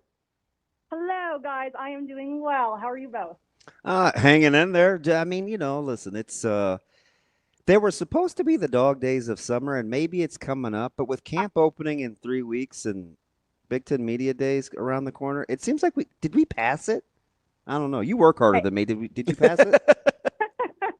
Hey, let me tell you firsthand, we are in the dog days of summer because with College World Series now through and still a couple weeks until our Vegas trip, we are like scrapping for stories. Like even on the days off, we're sitting there firing out emails thinking, what the heck are we going to do to fill a 4-minute sports block at 10 o'clock on the weeknights? What's it? You should just listen to the show. We do 3 hours every morning. Hey, so there are a couple of hot takes that's right in your wheelhouse, Miss Kansas City Chief. So we were talking on one of the sports shows that leads into us last week. It was if Mahomes has another year like the last two, it's time to have the serious discussion that he may not be the best quarterback in the NFL with the emergence of Burrow and Allen. I get the sense that's blasphemy for you, but are you in agreement there? Hey, okay, mad respect for Josh Allen and Joe Burrow, but Patrick Mahomes and my you know what I'm gonna say. What you're like feeding the beast here. Okay? Wait, what do you want me? Okay, like the bigger discussion is this Travis Kelce's final season, which I think absolutely it is. Yeah. And I love the guy, but it's time for him to go. Mahomes is he's fine. Everyone needs to calm down. Last year was a trying time for moments, but I have full confidence in this team now. Okay. So you know what's crazy is Justin Simmons. There are guys in that locker room, and a little bit of it was Kelce's doing, like having seen him in training camp. He's getting like Trent Williams comparisons already. Like, oh my God. Is that nuts? Listen, he's fantastic. I did call him steal of the draft, right? If he was not hurt, he's a top 5 pick, right? So, but if can you imagine? Have you allowed yourself to dream if like he's who they think he is? Yeah, but the injury thing freaks me out. Yeah. And then, I mean, didn't I see something yesterday about the Steelers trying to grab him? Like, am I crazy? They won't move that guy. He's a mainstay. They'll be. Hey, Damon, we're so close to trudging in on Sunday mornings talking about our NFL screens and what's going on with our teams. And Oh, you know, hungover. my beard is already gray over the Steelers. So all you guys do is play for AFC championships. We're trying to win a playoff game. You know, I'm struggling with Pittsburgh. I listen to the complain like clockwork Sunday morning. You know, I'm ready for it. After you get me to figure out how to use the computer and the replay clips. Okay, what we need to do is figure out something way nicer than me like coming in 10 minutes before you on a Sunday, cutting up this film. And the worst part is I'm a pretty dang good editor, but trying to like spot shadow like these guys and do it quickly is driving me nuts. Like it is only July and I'm already like, good God, Sundays of the football season are fast approaching. We need to figure something out. We'll work on it. Okay. Good. So, Lauren, as you kind of scrape the barrel for stories during this part of the summer, I guess what's the next big thing? You mentioned Vegas. What's the next big thing you're looking forward to in the sports department? I mean, I'd be remiss if I said I wasn't excited to spend a week in Vegas. I don't know if Andy told you guys, but probably the highlight of my young career would be Andy convincing our bosses to allow us both to spend an entire week in Vegas for 3 days of Big Ten Media Days. So we will be there Monday through Sunday, and it's not like an early flight out on Sunday. It is the evening 9 o'clock flight out. It is going to be great just to honestly get that time, hopefully kind of one-on-one with Dylan especially. But then also once the work is done, I got girlfriends meeting me for that weekend. I think Andy Lord. has a buddy coming out. So it's going to be dangerous. I'm just saying that's a long time in Vegas. You know who Lauren will be fine. I'm worried about AK. Like, Worried about AK dragging me down. like that guy can go. I mean, it's kind of legendary. It is. They say Travel Kendi is a different beast. He's a good time. I will say that. You know, time. the clocks are hard to find. You lose track of time. I'm gonna have to check on him. We're gonna be very efficient. We'll come in after the show on Monday and leave after the show on Wednesday. I was very happy that Nebraska's on day one. I don't need any more time in that city than required because all I'll do is eat. Okay. Okay, I don't believe that. So you really want a quick trip? I do. Make it a one day. I do. Been there. My batch. I've been to Vegas probably 6 or 7 times. I don't love it. It's definitely a place to visit and not to live. But they do have a good. Absolutely. I've already sent Ravi like I don't know 11, 12 restaurants. That's really all I care about. He's just deep diving the TikTok off the strip. Yeah. Restaurant places below the radar. Like I think he's. Okay. I don't know how we're only there for like a day and a half. I don't know how he's gonna fit 11 restaurants into that time period, but I don't doubt him. I'll be out in the Pahrump area if you're looking for me. That's where I'm at.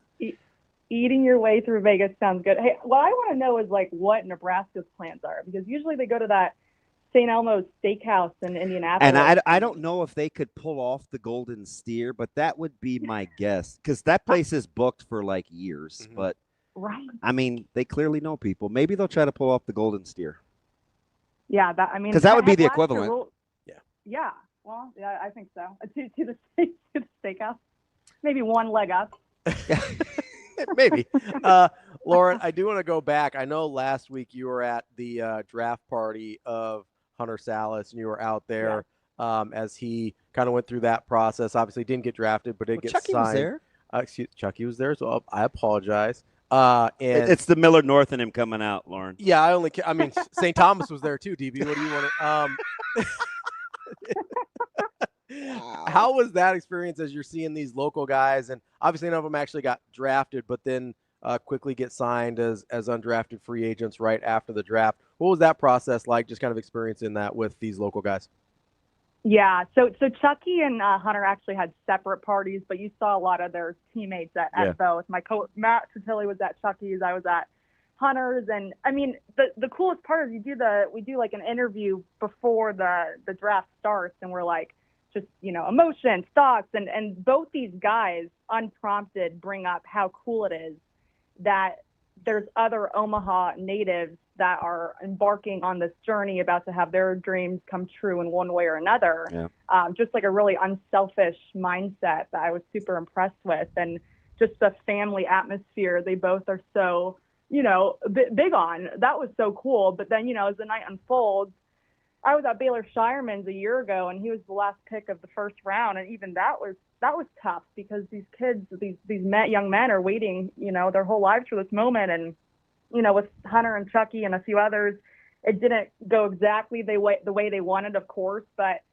he signs a 2-way contract with the 76ers. He gets off the phone with them. He's jazzed. He's like, they say they got a steal in me, and he's pretty pumped up and addresses the room. And he had to walk downstairs. We were at Let It Fly, and he, was waiting and waiting. It didn't happen. Walks downstairs, I'm assuming gets on the phone with them, and has to walk back up to a party full of people there for him. I mean, that takes guts. Mm-hmm. And so just really impressed with the way he handled it.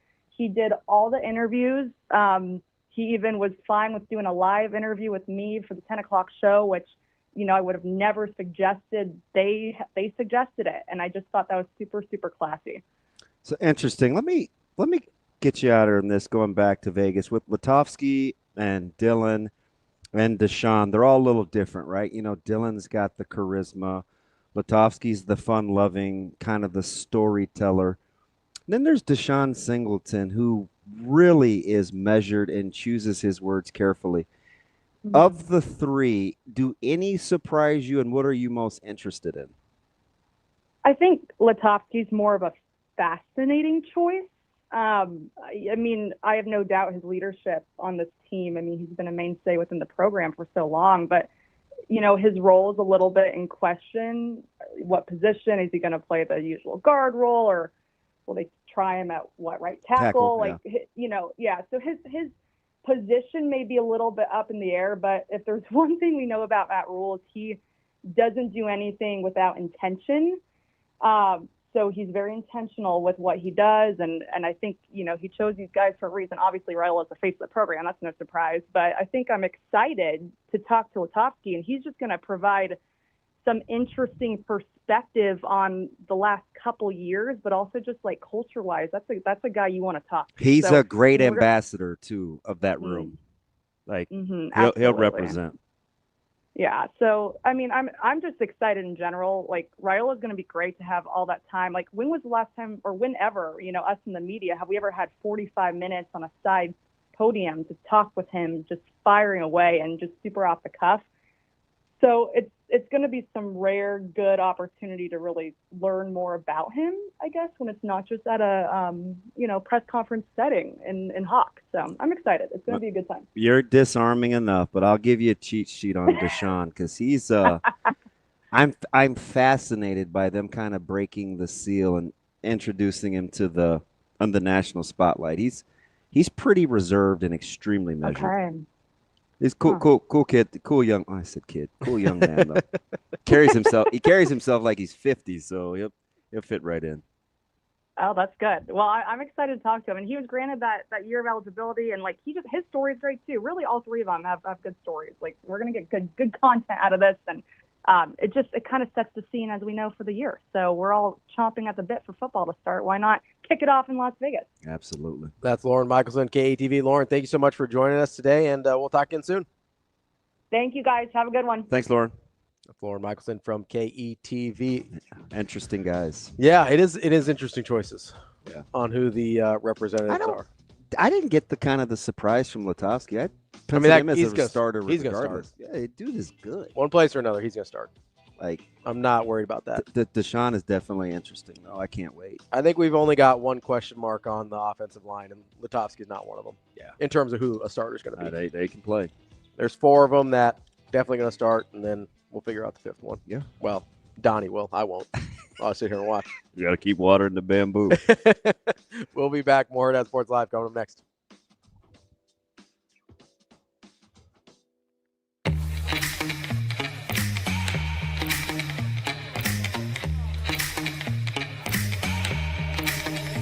Give me that cheddar, we getting Rico.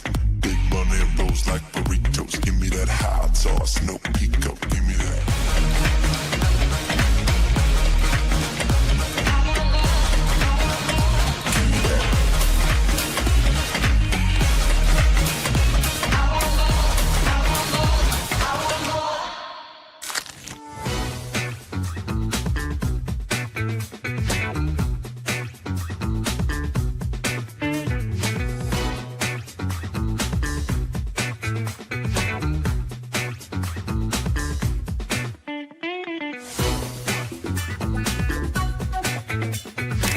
That's a great question, and I thought it had been asked a lot earlier.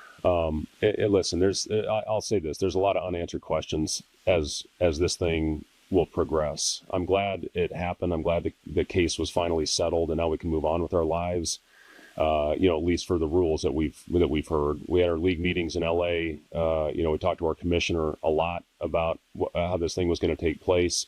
Talked to Troy Dannon in leadership of our athletic program about what to expect. And, listen, from everything we understand, revenue sharing is going to be the main source for these guys now. The true NIL deals are going to have to go through the clearinghouse that's run by a very reputable company with Deloitte. And, we'll see how that all plays out on what a fair market value is for somebody to be approved an NIL deal. But until we see, a deal that's rejected, which I don't think that's happened yet, what exactly the parameters are within an NIL deal getting approved.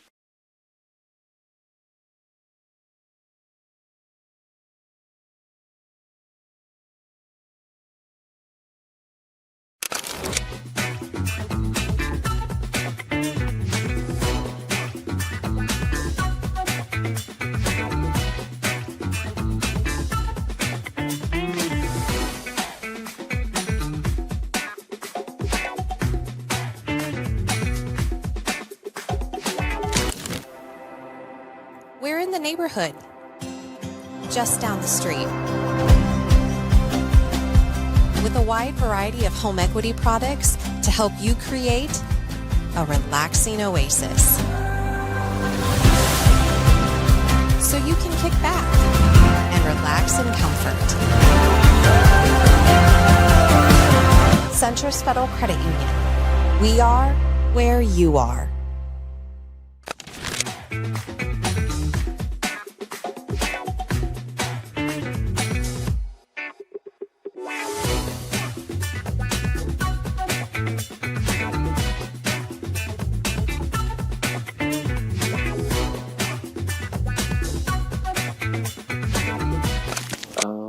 A lot of pace, definitely like high IQ.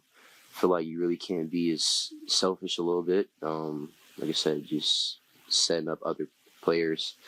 When I first got into the role, obviously it was a little nerves, my first time playing it, so I just had to go through that, the good and bad, and just take all that and, kind of just implement it now. Really.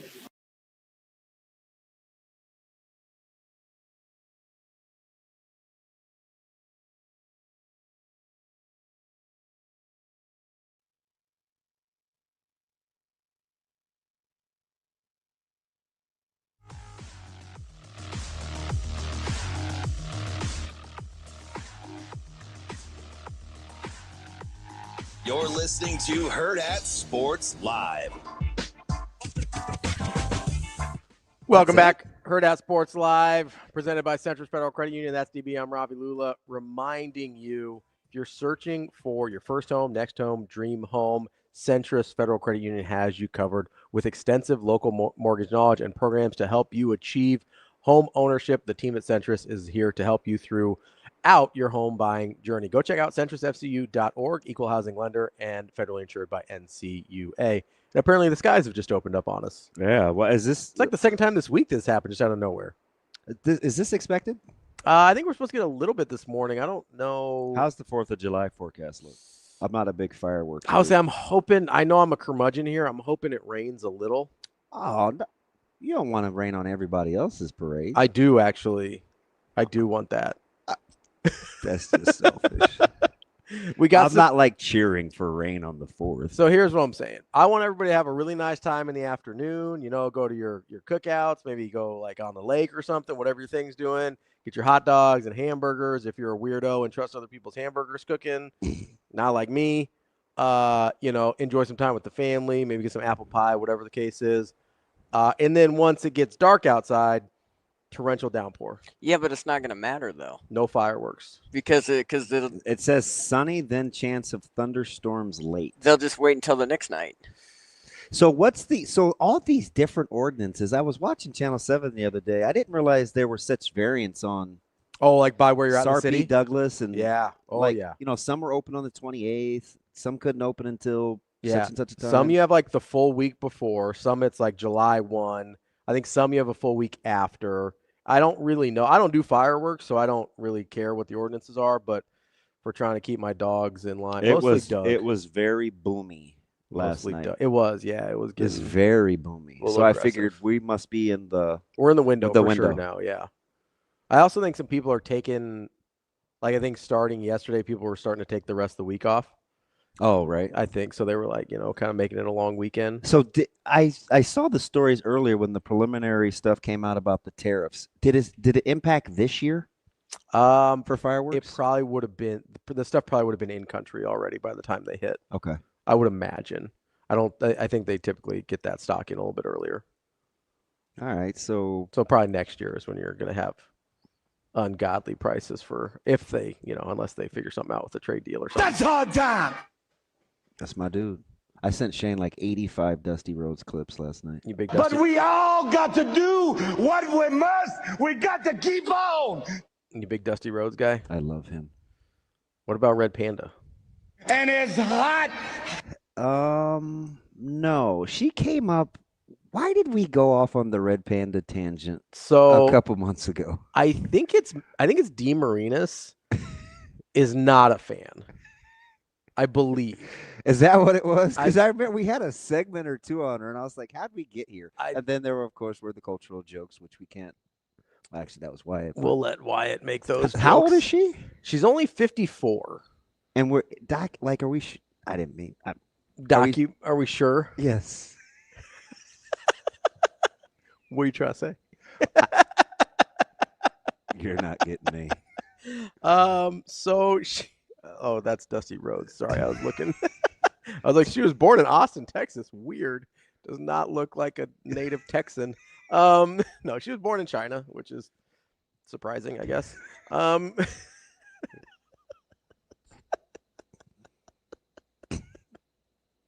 Her given name.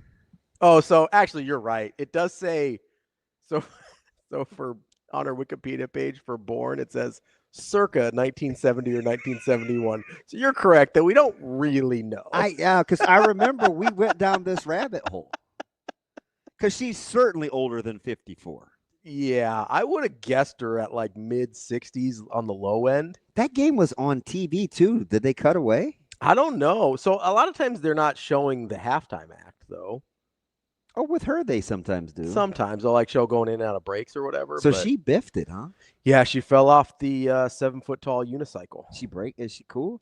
She hurt her wrist. I don't know if it's broken, but she could not continue. Oh, damn. So there's I wonder how many times she's fallen. You would think a certain amount, just in practice at least. I don't think it happens very often live because it was like I like could see breaking some dishes and stuff, but not bones.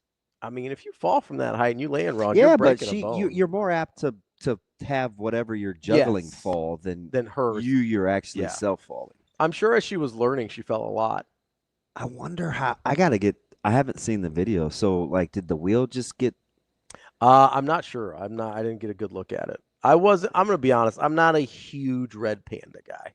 Yeah, and this kind of morphed into.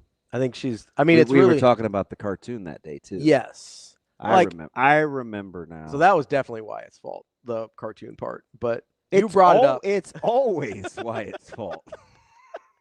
I mean, I don't want to like start. Did you just not catch his little one-liner here? Oh no! Again, something you cannot read.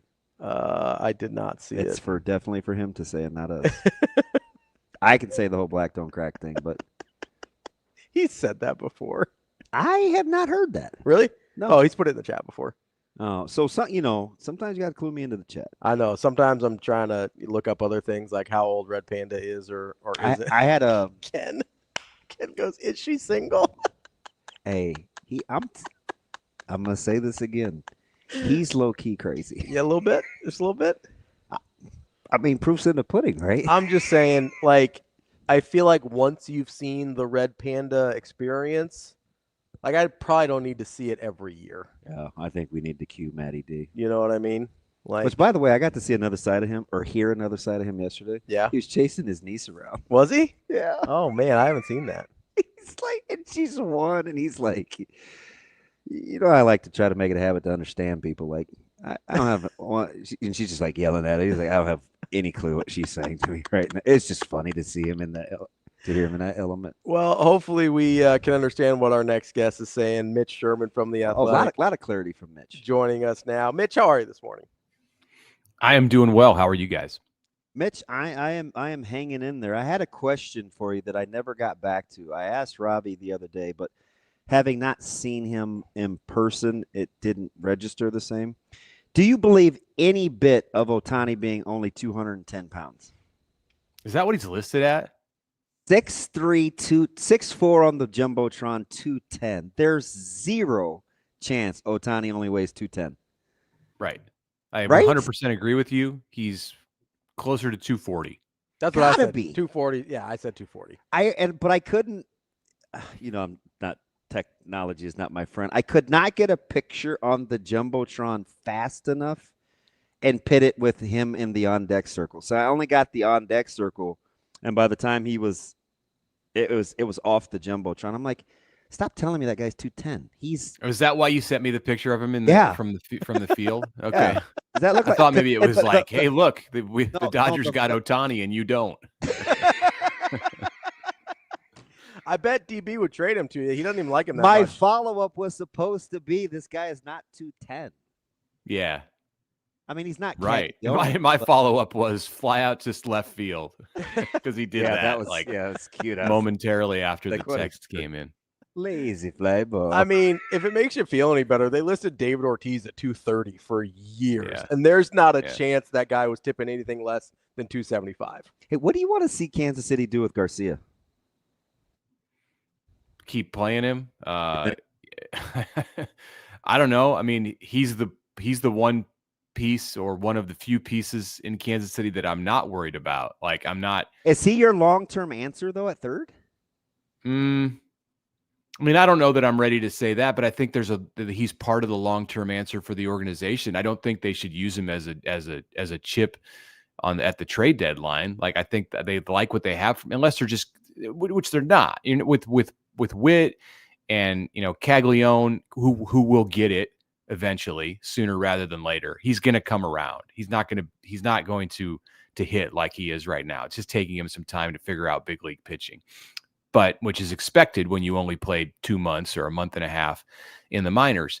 But no, I think that Garcia should be part of their plan for the next year and beyond. So while he's hitting well and hey, he made a great diving catch when I was there on Friday night, which caused Kiki Hernandez to then throw the ball out of the stadium when he came out to warm up in left field the next inning. So that was interesting. But I'm we're razzing Kike over that, and I did not have the backstory till an older gentleman was kind enough to fill me in on as what he called the childish antics from Friday night.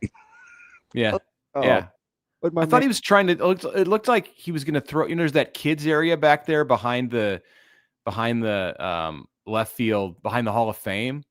Like, he's going to throw it into there and like hit some 6-year-old who's swinging a wiffle bat, but maybe it got out of the stadium or they closed that thing down. I think it was the 9th inning when he did it, but whatever. I've never seen a player throw a ball out of a stadium. No, clearly, Mitch, you frequent that stadium more than I do. So the answer is probably no, but I was floored at how Bo Jackson jerseys dominated the fashion of the world at Kauffman. Does that surprise? Was Bo well represented when you're typically there? Yeah, I do see his jerseys, and because I think it maybe just it flies over my head sometimes, like I don't pay attention to it. But my son notices it, and he's like, I've heard him say before. I've heard him point out like a Bo Jackson jersey. He notices everything at the ballpark. It was by far and away the most, outside of Ohtani, it was the most popular jersey. Well, that's surprising because I thought Witt was the most popular jersey along with Ohtani when I was there on Friday. Maybe a little different crowd on Sunday for your visit. I don't know. I was in a bit of a coma, a bit of a trance for much of the game because I had the Z-Man sandwich from KC Joe's in right field in the first inning. In fact, I was standing out there and I was so committed to getting the sandwich that I was going to miss Ohtani's first at bat, which I really wanted to see. But I was able. The line goes really fast, and I was able to get out of the line and pay and get some barbecue sauce on my sandwich, and then walk up to the railing in front of the fountains in right field, right as he faced, I think, the second pitch or the first pitch of the game, and he put the fourth pitch of the game into the fountains. So and hit it right at me. And the least surprising DB admission ever, I can't stand eating food with my hands outside. So I'm trying to figure out watching you. Well, it's crammed and I don't want messy hands. In those seats, did you use your hands to eat the sandwich or plastic utensil? You're not going to like it. So I was in a hurry because I wanted to see Shohei bat.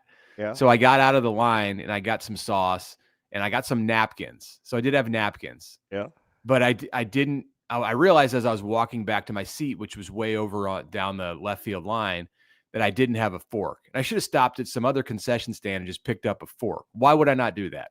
But I went back to my seat because I was so hungry and the onion rings smelled good. And I did. I ate it all with my hands. And it was kind of gross, to be honest with you. I was just focused on not getting it on my shirt or my shorts. How did you have enough room? I was sitting on the aisle. Okay. Maybe that was part of it. I had an aisle seat, and I was able several times. I took a break several times in eating the sandwich and set it down on the ground in the little basket in front of me. Yeah, I set it on the ground. Is that a problem? It was not. I didn't put the food on the ground, just the basket. And I use the napkins. Like I probably used 6 napkins, completely used them. So I did not want to lick my fingers in front of a bunch of people, like in front of 35,000 people. So I got good use out of the napkins, but no fork, no utensils. And it's a messy sandwich. I'll tell you that, especially once I put a ton of barbecue sauce and now on it's not Chavez Ravine. Don't get me wrong. You can still get sushi there, but their food scene it's pretty legit. Like they have a great ice cream place behind home plate that I went to later, and I did not feel like that was a good idea on Saturday morning. But after the Z-Man sandwich to get ice cream, that's overkill. It's called balance, right? You gotta balance it out a little bit with the sweet, with the savory. Mitch, don't let him judge you over here. This I've watched this man take a fork and a knife to a chicken wing. No. In public.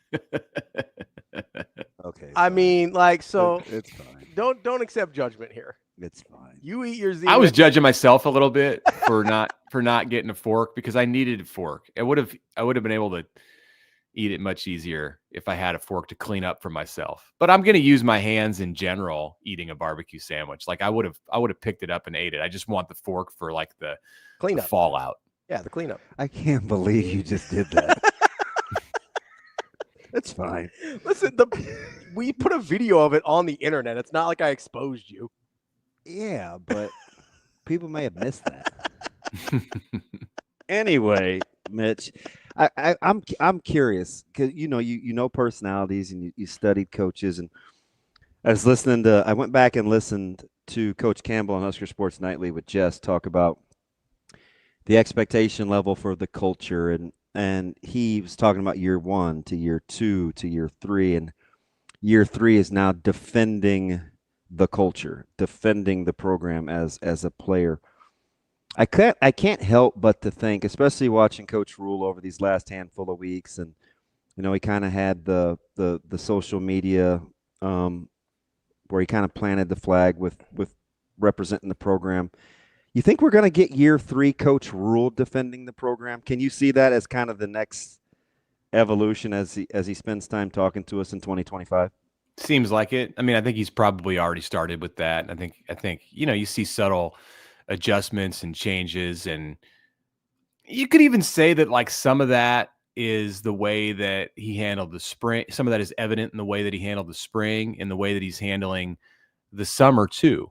So we way overanalyze who Nebraska takes, and I think everyone in the media does this because it comes out around July 1st, and you're kind of starved for football stuff, although not this year. There seems like there's been a lot of news this week, but it's a habit now to look at the Big Ten Media Days list and see who they're taking and go, ooh, like, how can we analyze that? Like, what does that mean? Like, it doesn't really mean anything. It means like those were the guys that they felt would be good to talk, or maybe they didn't have a vacation plan, but right before preseason camp started.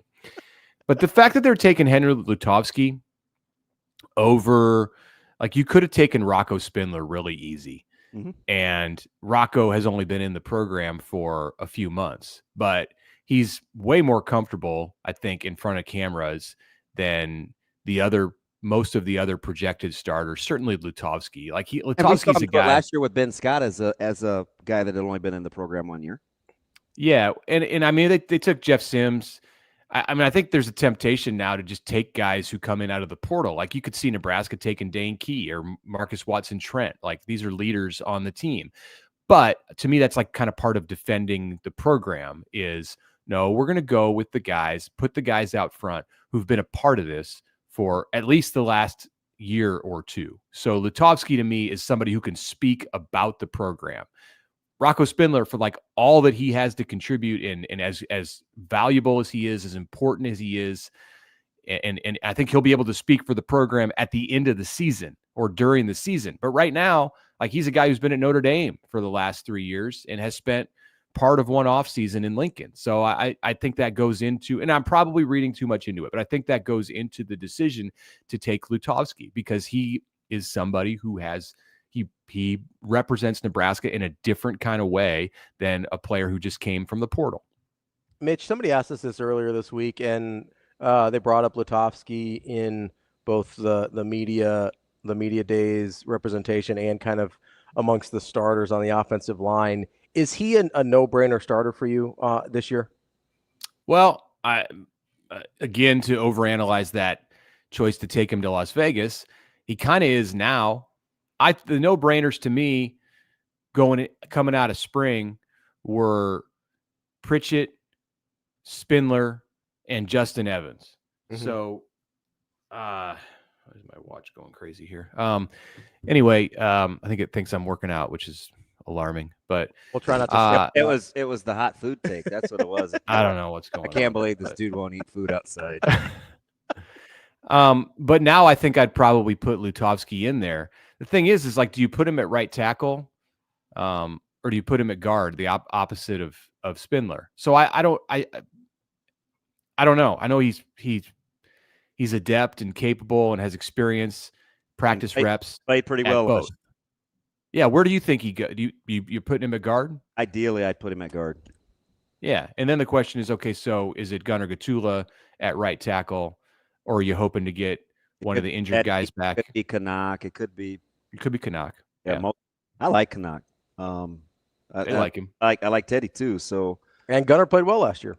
And depending on, I don't know, what are you going to get out of a healthy Corcoran? I don't know. Yeah. But I do think Lutovsky belongs in that discussion of four without. I mean, I didn't hesitate yesterday when you asked me. I think he's a starter. I'm just not entirely sure where. Yeah, I hope it's guard, just for his sake to flourish and where he's comfortable. But you know, look at me and say, whatever these guys need, that's just how we get down, DB. And I would believe that too, because that's how Coach Raiola kind of has him. When you're looking at kind of more the defending of the program mantra, how much of it do you think not stems from just the necessary protocol of year 3, but the fact that they actually think that this team is pretty good internally? Like, what kind of driving force do you think that is? I think it's a big factor. I think it's difficult to make that part of your main platform in the way that you go about your business to defend the program if deep down inside you don't have that belief about improvement and where Nebraska's at. I think Matt Rhule really liked where Nebraska's program was at going into year 2. Year 1, there were a lot of questions, and it's year 1 is year 1. That's like self-explainable. Year 2, I really think, like in moments where, you know, he wasn't, you know, on the record or I don't, and not even talking to media. It just could be talking to among coaches, to his friends, like confidants, that kind of stuff. I think he still spoke highly of what he thought about that team. Like he believed in that team, and some things went sideways with Nebraska last year, absolutely. And there was some unexpected stuff. Like you know, it just happens in a football season. They righted the ship a little bit at the end, but it took some pretty dramatic change from him to some unorthodox stuff to salvage. That's really, it was headed in a direction that I don't think that anybody thought it was going to go. They didn't envision a 4-game losing streak in October going into the start of November. So this year, I think he has still an even higher opinion of what he believes the team can be. Last year, for whatever it was that was pumping up his excitement, you still had a true freshman quarterback, and there's going to be ups and downs. This year, that's a different story. Like, not only is he not a true freshman, he's I think a trusted piece and has come a long way in so many different areas that can help you and translate to better play on the field. Mitch, speaking of maybe defending the program, depending on how you took it, what did you make of Coach Rhule tweeting out a couple days ago, too many people have profited financially off of negativity and despair. Their time is over. Did you have what struck you? What did you think he was talking about in that moment? I don't know. The first thing was like, oh, okay. He's just like blowing off some steam on a Monday night.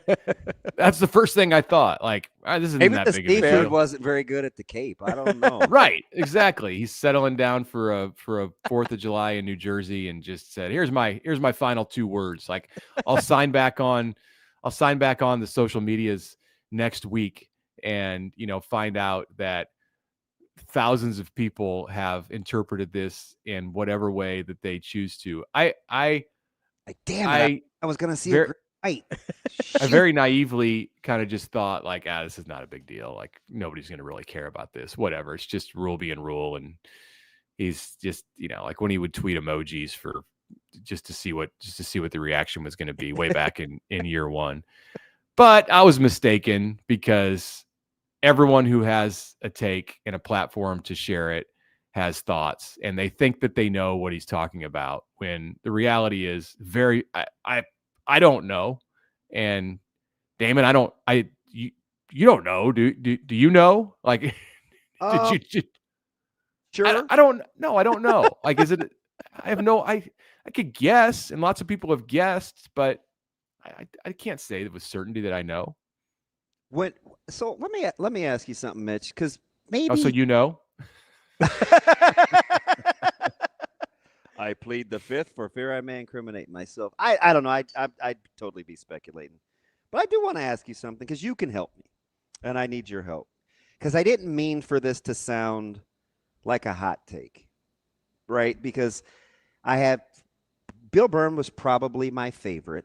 Coach Osborne is clearly the most accomplished. And neither of those guys had to really – you can even factor in staff too, the surrounding staff. But neither of those guys oversaw errors with the support staff needing to be what it is in 2025. So I said, this is probably the most cohesive and collective bunch of group thinkers that I've seen since I played, where I think the athletic director, the coach's vision, the support staff, and the strength of the assistant coaches is at an all-time cohesive bunch. I don't know how it lends itself to wins and losses, but in terms of being like-minded and defending the university and what it's capable of, I haven't really seen this. Is that a hot take for you, or does it make sense? Is it? Yeah.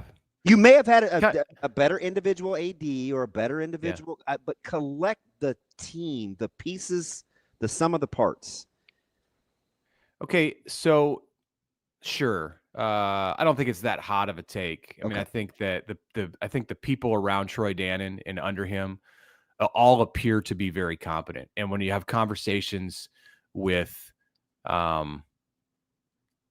like Kristen Brown who is in charge of women's sports, or with Haven Fields. And then you get into the football program and you talk to like Kristen Coggin or Mitch Cholowinski. And I'm talking about people who are all in like senior type leadership roles, like lieutenants for Dannon or Rhule. All of them come off to me as very good at, like the appearance is really good. Like when you meet them, you're going to walk away impressed. I don't have the luxury of being able to sit with them for like an entire day and watch them go about their job and say, oh yeah, I know. And even then, would you really know for certain, like how effective, efficient, everything they are? It would take more studying, but like it looks good on the surface. I think it's good. Like it appears to be like a very buttoned up, well-run, nicely structured organization within the athletic department and within the football program. But part of it to me, and part of the reason that I don't think it's a hot take, is because it's kind of obvious. Like in the days when Nebraska athletics was just a machine, you go back to when Bill Byrne was the AD, like 30 years ago. They didn't have that many. They didn't have anywhere close to that many people in these kind of roles. It was like three or four people doing the jobs that you now have like 10 or 12 to do. And part of it is that there's more to do now. And there's so many different areas that you have to pay attention to, and things that didn't exist in football or in college sports 30 years ago that are prominent now. But like, I think it looks great because there's so many people in the positions to do the job. Even just with Bill Byrne and Coach Osborne, just two individuals, head coach, athletic director, there didn't always come across as this unified, cohesive, collective, hey, we're moving. I want to move in the same direction. And that's just with two. Yeah, you're right. Know what I mean? You're right. It didn't. And there were ebbs and flows of that, like at the end for sure. But right. I totally agree. Even before Coach Osborne retired and went over Bill Byrne's head to pick his successor, like even before that, there was plenty of there. What's that? I wasn't exactly going there, but yeah. I mean, okay. Well, no, I mean, that's like the most obvious example of how the two of them were not on the same page. But there were other things. I mean, you might even say like Nebraska's decision to join the Big 12 was something that they didn't see eye to eye on. So yeah, absolutely. Like there wasn't the cohesiveness, but I mean, I think they were both like so like level-headed and like business focused that whatever like personal differences and disagreements that they might have had over an issue, big or small, like they were able to set it aside and ultimately do what they believe, like come to some kind of an arrangement where they believed like they were making the best of the situation. Like it wasn't dysfunctional in the way that we have seen athletic director, football coach, relationships work, the dynamic work other times in the past 20 or 30 years. Plenty of times it's been dysfunctional and detrimental to the success of the team. But and they're at a place right now where I do not see that. I do not see. I see efficiency and a unified front. Mitch, would you make the case that this is the most difficult era in the last 25 years to navigate on top of that? Or it's good that they have a lot of people. It's good that they have that the staff is deep. So that makes it that takes away some of the difficulty. Like if you were trying to do this with the size staff that Nebraska had 10 years ago or 20 years ago, you'd be in deep. But it's more complicated to think about the stuff that's on Nebraska's plate as an athletic department right now. And if you want to compare it to 2015 or 2005, it's night and day different. I mean, just the revenue sharing and everything that comes with that is a huge hornet's nest that just wasn't there. So, and it goes way beyond that. Like it's a lot. I mean, we used to say that college football or college sports is like a, it's big business. It's, compared to a Fortune 500 company, and it pales in comparison to what you see today. If it was a Fortune 500 company, then it's something way beyond that today in 2025.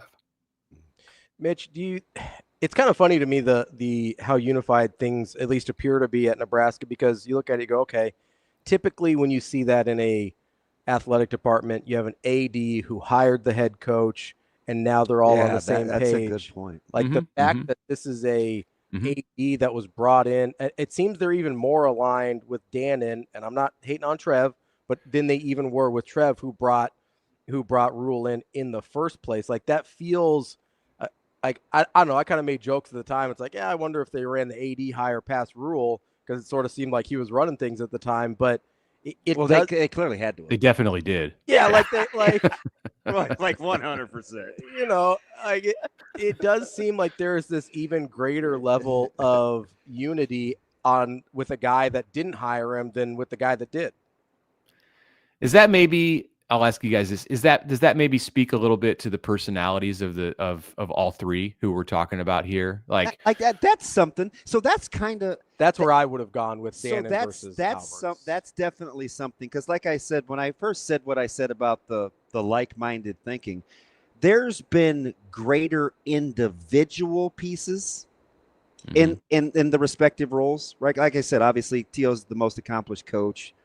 Byrne was arguably the best of the athletic directors, but together, I don't know if they got the best out of each other, right? For that stretch of college athletics.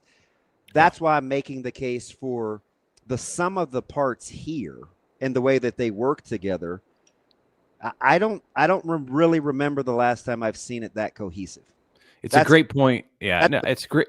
It's a great point, and I also like what Ravi brought up about inheriting a football coach and what the history says about coaches who were inherited. It hasn't gone well. There are places in the country where you can find that it has. I mean, Rhule's not like completely alone in being a football coach who's set up to succeed for an athletic director who didn't hire him. There are plenty of examples out there where that happens, but in Nebraska, it has not happened, right? And maybe part of that is because all of the football coaches who've come before Rhule, going all the way back to Osborne, ended their times ended badly. But for the most part, when a new AD has come in, it's spelled doom for the coach in that chair. And Rhule, you can safely say, is like breaking the mold in that way. So at least so far. Like, they got to play this season, but at least so far, it looks like it's going that way. I do think there's a part of it, not to answer my own question or anything, but you kind of threw it back on us, so I'll allow myself in this moment. Like, I do think part of it is it really doesn't seem like Dannon cares about getting credit, and it's really easy to align with someone like that, where I've made a lot of jokes about Trev. I think Trev was good at his job. He wasn't even the worst of the bunch. I do think Trev wanted that's credit. That's not the example I would have used for the AD. But I just mean directly for the Rhule example. I mean, Mitch, you've seen it all. Like, if you want to talk about ADs getting credit, yeah. I mean, Trev is probably the worst. Trev is third on the list. Peterson's is Peterson the worst? Yeah, and Bill Moose like to get credit up there. Okay. Yeah, there's a lot. Yeah, that's fair. But Peterson would be at the top of the list. Yes. Like I'm just telling you, like, and I think the thing that I'm so enamored by is the range in which they have to operate at a high aptitude, like just the level of being a forward thinker, right? You can't be a guy that's going to bitch and moan and needs things to be crystal clear before you can function at a high level. These guys and gals can clearly operate in the murk and still come across as thinking real collectively. Like, I think I don't know, man. I think it'd be incredibly difficult to play a game in which you don't know the rules and to have everybody play it the same way. I don't know. Yeah, I mean, just like a quick thought here on to expand on that subject. Like, Imagine being Matt Rhule and trying to strategize on how to put together this 2026 recruiting class from the months of, let's just say signing day last year when you got done, you put the cherry on top of the 2025 class. So from December through May and June of this year to say we have to figure out the way to put this class together, but we don't know how many people we're going to be allowed to have on the roster in 2025. Like it could vary. It could swing by like 20 bodies. We may have to be at a hard 105. Yeah. And for a while, it looked like they were going to have to at be. a minimum 15. Yeah. Right? That's a so lot. Right. He was recruiting and strategizing to put a class together with like 1.5 hands tied behind his back. And then in June, they got clarity. On June 6th, they got clarity. And they were told with the House settlement that they could count old players who were on the roster. They wouldn't have to count against the 105. And all of a sudden, it opened up. And you're able to recruit without a hand tied behind your back. And look what's happened since then. The class went from 2 to 12. And all of a sudden, it appears to be right on track with where they wanted to be at the end of this thing. Yeah, Tony, one of our listeners brings up a good point because Remington, and this was kind of one of his things when he wanted to streamline the athletic department. I mean, Remington did say out loud, he's like, there's a lot of people in this athletic department. It's just crazy how in like 8 short years.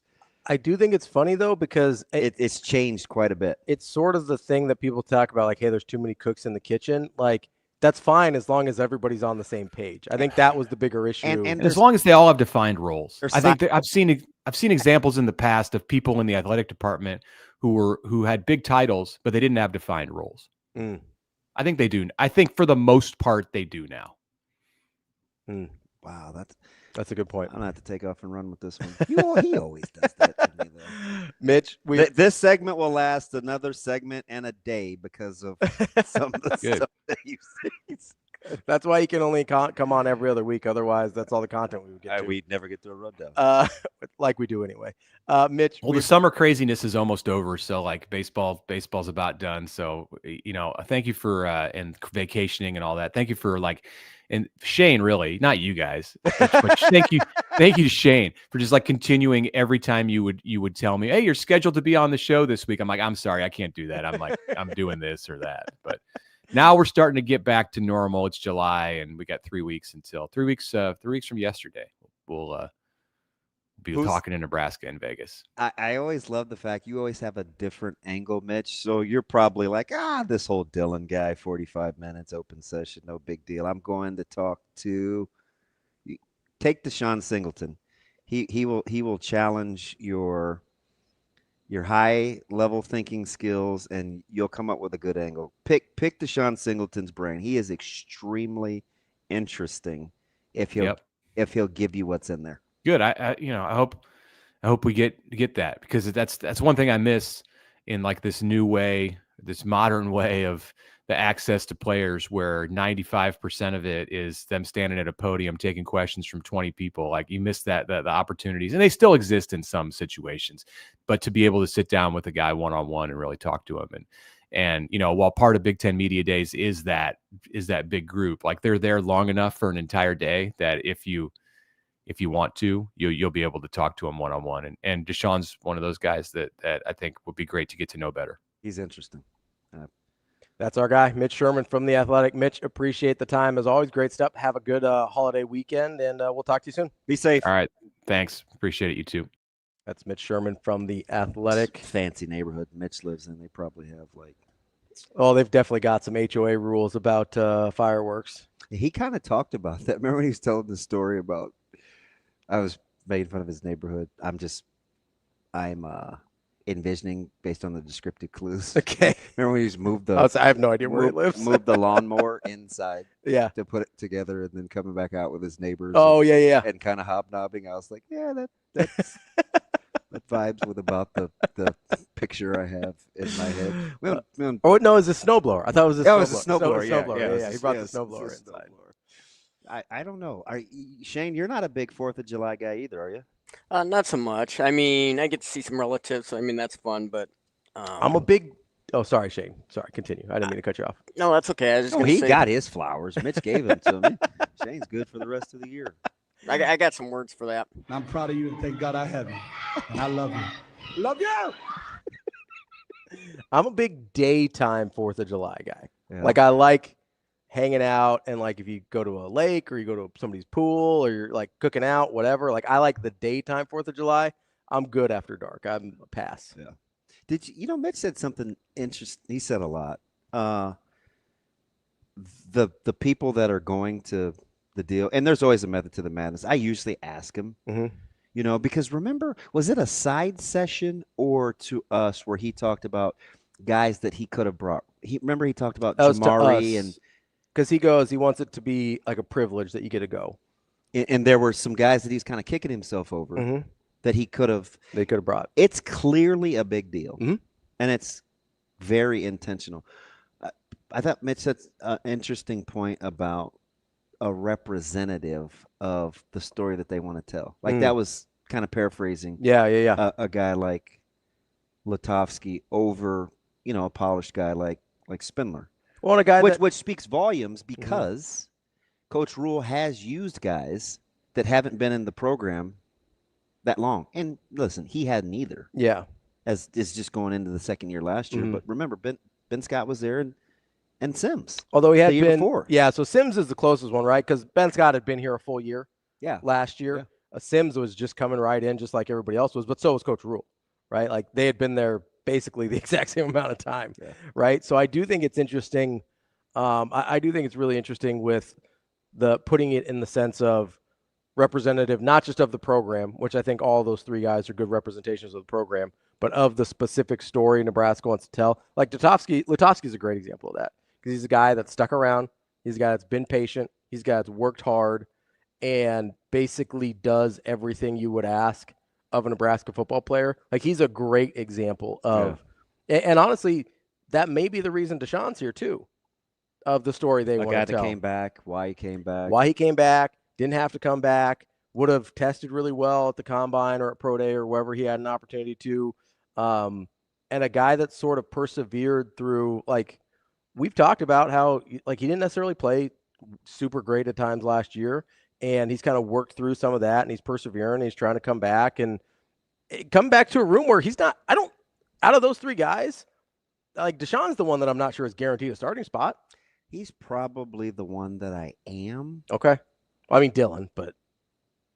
Because I think the roles are fairly, I don't know. Like, I kind of know what's going to happen behind Buford. The spot where I don't think I think they need to find another rover type. They don't have a lot. I mean, you've got the Gifford spot. You've got Singleton. I think Branch is a guy that can play it. You don't have a ton of like rover types. You think Singleton would do better at that spot than he did where he played last year? Yes. Because I thought he got. Yes, I think. Maybe lost is the wrong word, I think but he's got a really good chance to get down into the box and get busy. Who else would be a guy that you're like, hey, get downhill? I like that guy. I like Branch. Okay. I think he's smart. I think he's confident. I think he's fearless. Because you start getting into like, does he process quickly? Because that's the thing. Branch is extremely bright. Because if I had to pick a thing that bothered me about Gifford last year, was it felt like sometimes he was late making the decision. Now, the one thing I don't know about Branch, and I'm just going to give him the benefit of the doubt because he gets a ton of reps, is I don't, like if you ask me about like his athleticism and all that, like I don't really know. About his overall like athletic profile? Yeah, I don't know. Fair. He does have good size. And I know he's ridiculously smart. So like those are things I feel confident saying. Like, you start talking nickels. I mean, Caleb, he dabbled a little bit in trying to learn the rover spot. So I was going to say, like, coming off of, and not just because he's your kid, but like coming out of high school, I would have thought of Caleb as a rover type because that dude loves coming downhill and hitting people. Yeah, and he's a good tackler in space. And he's gotten bigger. Yeah, like where he could withstand kind of the physical rigor of that. Like that's the guy. Like I don't know if he's ready. I don't know if that's where they want him. I don't know anything. Kind of deal. He can play the posts. Yeah. And he could play the nickel too. Yeah. So, but you got so many options, right? I mean, at the nickel, you could play Hartzog. I think Donovan could be a good nickel. I think Kahn could be a good nickel. Do you think Donovan's just going to end up playing corner, or you think they're going to move him around? I don't know, man. Because he looked pretty good in the bowl game. It is really, really competitive. Yeah.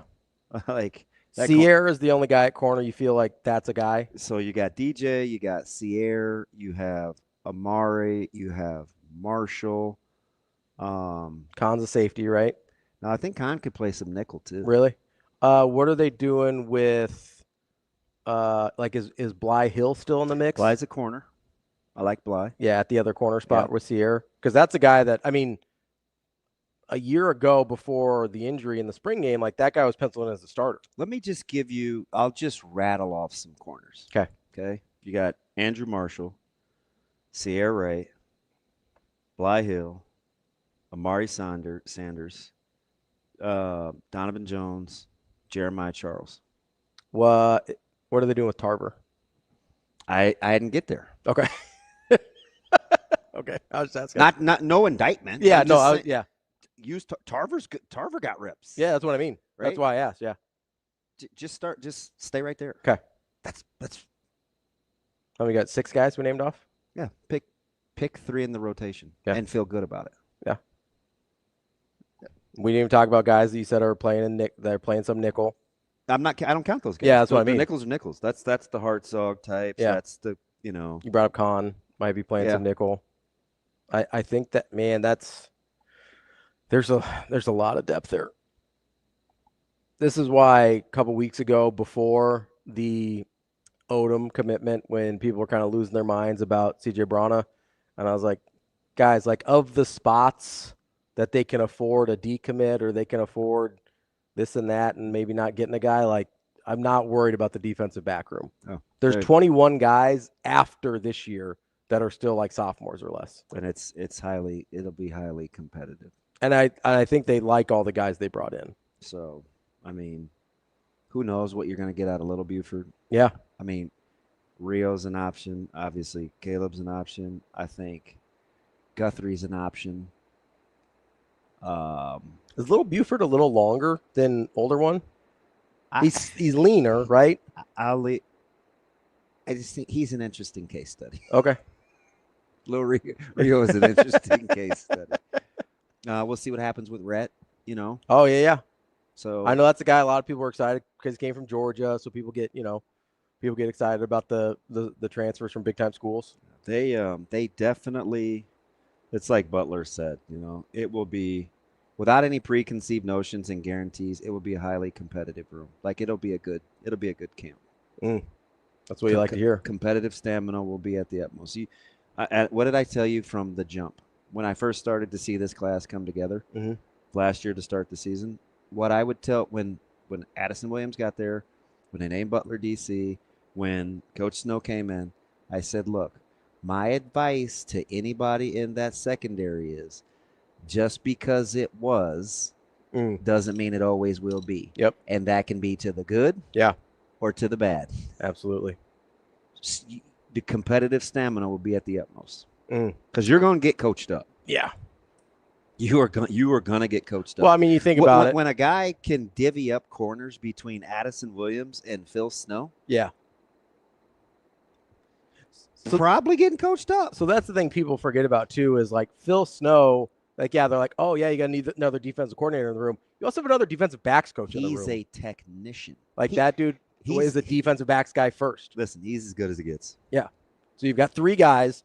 You've got an NFL quality defensive backs coach as your defensive coordinator. You have one of the best to do it in recent years in Phil Snow as your consultant, defensive coordinator, and defensive backs coach. And they got Addison Williams, who was a defensive coordinator, now back as your defensive backs coach.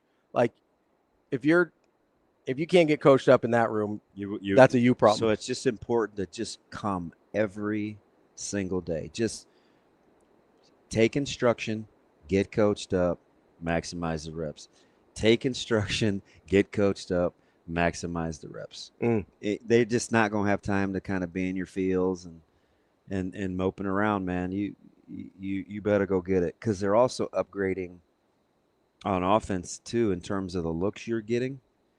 So you better have a short memory, because you will get got. You better have a short memory. I'm just telling you. We'll take a quick break here before we close out the show. I want to remind you, though, we are going to be off Friday and then all of next week, but we do have some content scheduled for you during this time frame throughout the week as well. So we're not going to leave you hanging. We'll be back. Well, you left me hanging. We'll left with. Okay. Listen, I know you wanted to give me some downtime. I want to give you a little break. Give you a little chance. I'm making Austin and Rico do all the work. So really suave. Yeah, making Puerto work. Although I'm not going to kid you. I'm not even going to hold you, man. Austin does grind. Oh, yeah, he does. That dude grinds. I appreciate him being here this morning, making sure our setup was right. And he got in and out. Yeah. By the time I washed my hands, he was gonzo. Yeah, I appreciate that. So is he a go back and get in the bed kind of guy? No, he's a go to the office kind of guy. Who do you think is getting the clips and stuff up real time? That's both of them. Oh, okay. They're taking care of us. All right then, AJ. So we'll have content for you next week, but we'll be back with live shows a week from Monday, so we can get ready to roll with Big Ten Media Days, football season, all of that good stuff as well. We'll wrap up the show today, coming up next year on Hurrdat Sports Live. Imagine your first dream home and the feeling of walking inside for the first time. With Centrist Federal Credit Union's First Time Home Buyers program, you are at the doorstep of bringing your vision to life.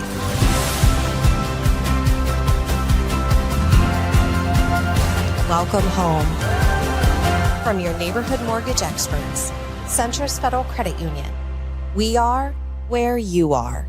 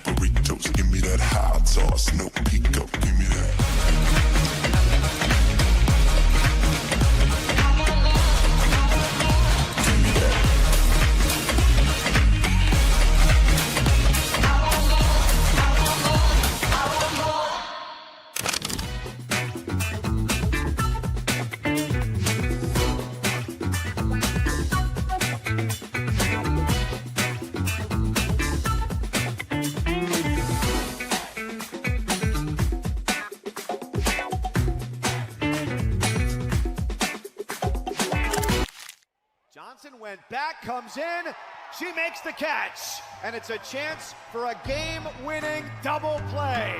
That's how it ends. The Arkansas Razorbacks are headed back to Super Regionals. What kind of goes through your mind as you're preparing to give that final speech? It's the worst speech of all time because you don't want to rehearse it, because then it sounds like you knew it was coming.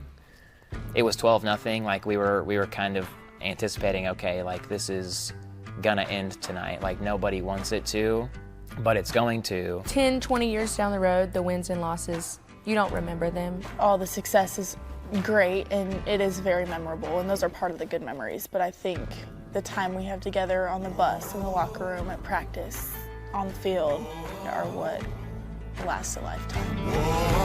Where you gonna go when the ship breaks? You just go out there and you look those kids in their eyes and try to articulate to them how much they mean to you and this program. And then when you finish and you stand there and watch everybody, and it's hard. I mean, there's no other way to put it.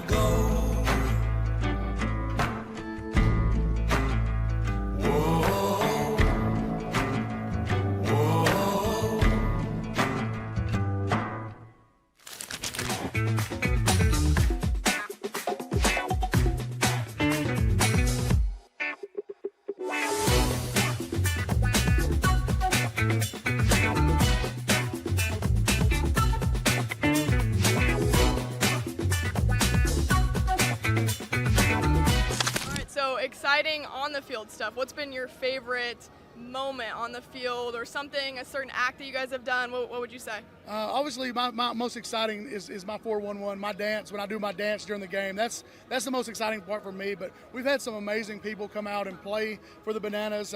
We've had Dirks Bentley, which that guy's amazing in his own right. He's so humble, such a great guy, and I can't wait to hang out with him after the season's over. But we've had major league players come out and just like, man, this is the most fun I've had on a baseball field ever. And these are guys that won World Series. Like they feel the energy, they bring their family gets to see them do something again. So it's really special.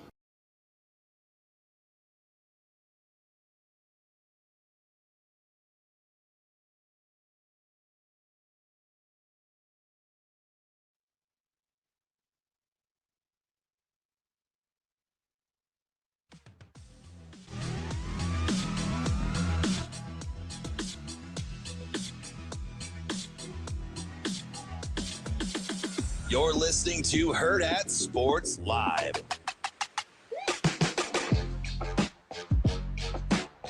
We're back here on Hurrdat Sports Live, presented by Centris Federal Credit Union. That's DBM Ravi, Lulla here at Hurrdat Sports Bar and Grill, where you can get all the summer specials, whether it's the Cajun shrimp wrap, the pulled pork sandwich, the Chicago dog, the Philly steak pizza, or I know DB's favorite, the pineapple cocotini, right up your alley. They've got you covered here at Hurrdat Sports Bar. I know I typically stand for your slander. I forgot. But the coconut is where I draw the line. I forgot. You're more of a breezy blackberry lemonade guy. The coconuts and blacks, huh? That's what we're on. That's fine. Blackberry. I know what you're trying to do. That's where I draw the line. The other race jokes, that's fine. the calling me out of the wings and the knife and the fork, that's fine. Did you? How about KB with just the DB ... Did that not just ooze disappointment? It did. It was like he was talking to his child, like, what are we doing? No, full disclosure, I kind of get it. I don't love getting wing sauce on my hands. That's part of the reason and I know I take a lot of heat for this, I'm a boneless wings guy. That's part of the reason I prefer boneless wings, because you do the knife or you do the fork. You just pop them in. So I got the little baseball beverage at the Royals game. Yeah. And does it come in a little baseball? It's like a clear baseball. That's cool. You can get like a baseball, a mason jar, or the cup. Oh yeah. I chose the baseball because it fitted my hand. I was so ask JB. Actually, you can ask Brett too, but I was so paranoid eating my peanuts that the shells would not somehow work their way into the glass. Mm-hmm. It was tucked so far. This is terrible radio, but I'll show you. Whenever I wanted to get my drink, I was like, yeah, like under. And it would take me like 60 seconds to come back up because I was so deep back. It was practically touching the step behind me. And every time I drank it, I would look inside to see. Make sure there's nothing in there. Is there any residue in here? So has like, anything loosely fallen? You're like cracking the peanut, shelling them. It was the greatest thing ever. Yeah. Is shelled peanuts at a game. Pre-shelled? Oh, is that already in the shell? Wait, no. Okay, so they're in. You're cracking them. Yes. Okay. Yes. Can I go ahead? A little circle of trust here. Oh God. No, this isn't about you. I'm throwing somebody else under the bus here. Okay. The equal opportunity buster. Yeah, absolutely. Go ahead. So our colleague Kenny Bell. Mm-hmm. So I went to a College World Series game with him a couple weeks ago, right? Mm-hmm. He had some of the most serial killer behavior I've ever seen in my life. My dude, so he gets peanuts for the game, whatever. He's a big, I appreciate he's a big like food at the ball game guy. Yeah. Like I want to go, I want to eat, I want to have all the stuff, right? Yeah. So we're having some, afternoon beverages and stuff. He gets the peanuts, just throws them in his mouth. Me too sometimes. Shelled? Yeah. He was chewing and swallowing the shells. Okay. So he made me try it, and I was like, okay, it's not as bad as I thought, because I thought it was going to cut my throat. It's fantastic. Sometimes I don't. Okay. Go ahead. I'm the same way. You'll eat the shell? Yeah. Where I typically draw the line, it just depends on, I'll always look at my nails and see, are they getting worn down? From cracking? From cracking. Okay. How do my thumbs feel? So it's a fatigue issue for you. And if I don't feel like it, then I'll just. So if I get a worn spot in my mouth with sunflower seeds from holding, spitting, doing, no, don't tell me. No, I just eat the seeds. Oh my God, that's so much worse than even the peanuts. It's not. No, it is. The peanuts taste delicious. Listen, the peanuts weren't bad. I thought it was. I'm riding with. Did you not watch him eat back there in the corner? Oh, he like housed that thing. He has some tendencies eating that are kind of disturbing. But who am I to talk, right? So I shouldn't be surprised that you're riding with him with eating the shells. I can't believe you're eating the shells on sunflower seeds. Now that's psycho behavior. Well, they're flavored now. Have you not had the bacon ones? They're basically like fiberglass going down. Like, what are you doing? I mean, you wonder why you were in digestive distress the other night. Like, it's because you're no, eating... that was probably salmonella. Yeah, it's because you don't refrigerate meat. I hadn't even been home, so you can't blame it on the room temp. I hadn't been home. Can I ask a question? I'm being genuine here. Huh? Is the eating the shelled peanuts a cultural thing? I don't know. I don't know. Is that a fair question? It's fine because we both happen to be non. You're the only two people I've ever met in my life that were just like, boom, yeah, let's eat the shelled peanuts. Yeah, I don't have any problems with that. Okay. I think it's a fine way to digest a peanut. Can I ask you guys a question? Within the wake of you going to Kansas City to see the Royals, do you guys do? I did not go to Kansas City to see the Royals. You went to Kansas City to see the I Dodgers. went to Kansas City to see the Dodgers. Shane. I mean, the Royals just happened to be there. Pretty much. It was just the closest place you could go see the Dodgers. Correct. So do you? That is 100%. I understand that. I've done it with the Red Sox before, and I would have done it with the. I wanted to do it with the Cubs earlier. Yeah. And Damon, you strike me as one that doesn't. But maybe I'm wrong here. Do you guys do the extra stuff when you guys go to games? Like, there's nothing extra about me. Or you just go in, you just get to the game and then get out? Yeah, so it rained really, really hard when we got there, so we sat in the truck. What do you mean by extra stuff? Oh, I mean, you could I'm genuinely asking. I don't know what you mean. Go get on the Ferris wheel or something? Any of that stuff. No. I mean, there's a Ferris wheel at Kaufman now? Well, they had the fun zone. Oh, okay, at the fun zone. You know, I mean, it could where be. He thought Kike Hernandez was going to nail it, like hammer a kid in the head with a baseball. The guy explaining it to me over my shoulder was hilarious. He was just, I mean, definitely a season ticket holder and did not see so well out of one of his eyes. So he always looked this way when he was telling me the story. And I'm to his bad eye. Mm-hmm. So he has to go all the way around. So he had to turn all the way around. So he could get you out of the good eye. And in my head, as he's telling me the story about Kike Hernandez, I'm like, please just act like you're playing cards. Sit still. Don't give it away that looks like it hurts and you want to get in his other sight line. Because what I wanted to do is come over where he didn't have to do that. Mm-hmm. But I didn't want to come across as paying attention to his bad eye. Yeah, I gotcha. It's very hard. I do that sometimes. It's very hard. You know, there's sometimes where you have somebody that they've either got like a walker or they're in a wheelchair or something, and you're like, I want to hold the door to be helpful, but I don't want to like be assuming that you can't do it yourself. And there's kind of those awkward. How mad do you think Mitch was getting ready to get at me when I was going to critique him eating his sandwich that way? He's like, what is that? Should I not do that? I was like, whoa. I'm not. I don't want to go there. I'm just saying. I think he was mad at himself that he didn't pick up a utensil at some point. So there's a lot of things I wouldn't eat outside. Yeah. Anything with sauce that could get more things to cling to it in the outside, and that I have to use my hands. I mean, I know people think I'm a psycho. I would bypass that whole sandwich out of GP. Just Gary Payton? General principle. It's just not user friendly enough. I mean, listen, people give me a hard time. I am a plain hot dog at ball games guy. Are you messy? No, but I don't like getting stuff. Like, I'm kind of with you. I don't like eating when there's not like a surface to put my you don't food even on. have anything to put it on. Yeah. Like it just seemed traumatizing So, to like, have him. And have you seen those sandwiches? No, but I can imagine. It's like a messy barbecue sandwich. It's like and an stuff oversized. doesn't stay where it's supposed to. Yeah, it's going to fall out of the oversized. sides. Yeah. Anytime that's one of the, like, I'm telling you, the hot dog, it's self-contained. I'll go chicken tenders sometimes because they're pretty clean. Yeah. Chicken tenders and fries. You got like the basket or whatever. but I'm probably not doing a sandwich. I'm probably not doing anything saucy, because I feel like anytime you're kind of sitting in a seat, right? I don't want it to get on my clothes as much as anything. I can wash my hands, but I can't get a new shirt at the game. I was looking at Joe's trailer hitch on his work truck. Mm-hmm. And I'm not going to lie, we were walking in and they had these 3 monster smokers. Mm-hmm. And I could see all this wood. You're just like, hey, hook that thing up. And Let's I was go. like, man, you know how long that wood would last me? I was like, I should see if I could ask them where they got that wood from.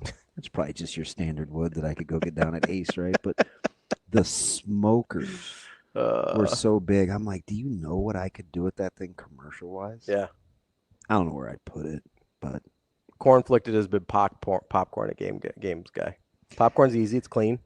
You're not a big popcorn guy, though, are you? Listen, your hands aren't clean. I mean, if you just get regular-ass popcorn, you're fine. What are you doing? What kind of popcorn are you getting? I'm talking about just in general. No, just like regular-ass popcorn. You're fine. Just eating popcorn outside sounds like a miserable experience. No. Something's probably landed on it. Your hands are dirty, number one. You're just going to keep shoveling them in your mouth? Let's just say you sit down in the goddamn seat to put the little thing down. Your hands go here. You can take an alcohol wipe with you. Wipe your hands off. Now it's probably not the time to say that the clear bag policy does not include liquid gel. You have to get rid of that because I carry that thing. Your antibacterial hand gel? Yeah. I usually keep some in my car. I get it. I seem like a psychopath, but it's fine. I don't judge. If that's your style, like knock yourself out. I bet Parker had to have eaten. I don't know, man. The dude ate a ton. They ate on the way home. I mean, how old is he? Like 18? 17? Yeah, I mean, he's going to get after it. Dude, he's a rail, too. My man could put it down. Yeah. I had to give him, I leaned over behind Brett. I gave him the old shoulder rub. I was like, dang, man.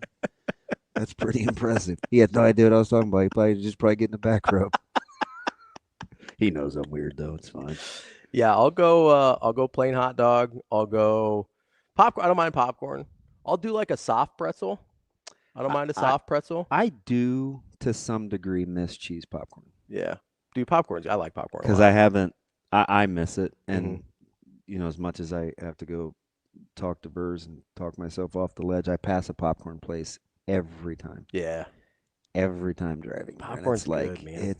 I like popcorn a lot. 2 years ago, I'd have stopped and got the 1 pound thing of cheese and been good. So when I was in college and I worked at the mall, there's a popcorn place in the food court at the mall that I worked at, and I would go, that would just be my lunch. I just go get popcorn every day. Yeah.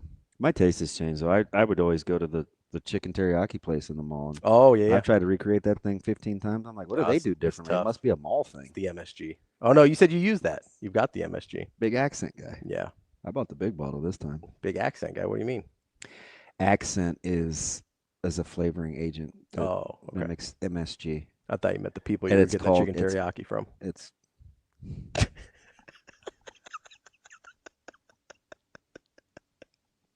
What movie was it where Lee Trevino would just shake his head but not say anything? Was that Happy Gilmore? Yeah, it's Happy Gilmore. He pops up. He goes, but Grizzly Adams did have a beard. I kind of want to Lee Trevino you every time you say something. I thought you said asterisk. Accent. He's got gum in his ears as well. No mustard. Just plain hot dog. QBAs. He's so practical. I get the immune system thing. It's just I'm not some human Venus flytrap. I don't want. Wyatt thought the same thing I did. Hey, and by the way, I wasn't asking. I don't want just random things finding their way. So here's the thing. I don't want stuff on my hands, but I'm not a big I've been touching things. Like if I don't feel anything on my hands, I'm cool. How many times a show do I wash my hands? A lot. Several. 3. Yeah. Probably minimum, right? Yeah.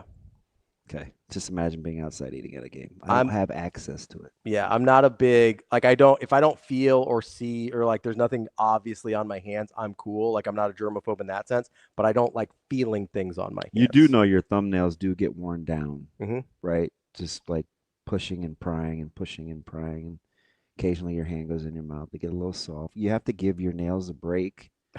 Just put the whole peanut in your mouth. No, I'm not doing that. You don't know what you're missing. You know what they say? All the nutrients are in the skin. It's like potatoes. Must be a cultural thing. That's funny. Because I don't know enough to answer the question. I don't know. You know what I mean? I don't know enough. Because it could be. I don't think peanuts are near as popular enough at games. No, peanut. I mean, I get the whole song too, right? Yeah. Buy me some peanuts and Cracker Jacks, but there's a place here locally that stopped doing shelled peanuts, and I think it's a travesty. I was not very happy when those were off the old vendor list. It's got to be a mess to clean up, though. So Brett asked that. He goes, "Hey, how do you think they get all these shells up?" I was like, "I don't know. Certainly not a blower." Yeah, I used to like the restaurants where you go and you like throw the shells on the ground. I love those. Those are my jam. I could eat. Oh, I would go through like peanuts a bucket all day. Yeah. If that's kind of my go-to snack. That isn't a sunflower seed kernel or meat or pork rind. Like if it's a non-protein. Yeah. It's one of those three things. It's either a peanut, an almond, a non-shelled sunflower seed. Which, by the way, per pound, you're getting killed. Like if you get a Planters thing of salted sunflower, and they're like 110 in calories. Like you get up there in a hurry. Well, that's because sunflower, like the fat is there's a lot of stuff in them. Yeah. That's the show for today. We will be back tomorrow to wrap up this short week. That's DBM Ravi Lulla. Hurrdat Sports Live. See you. Have a good day. Love you.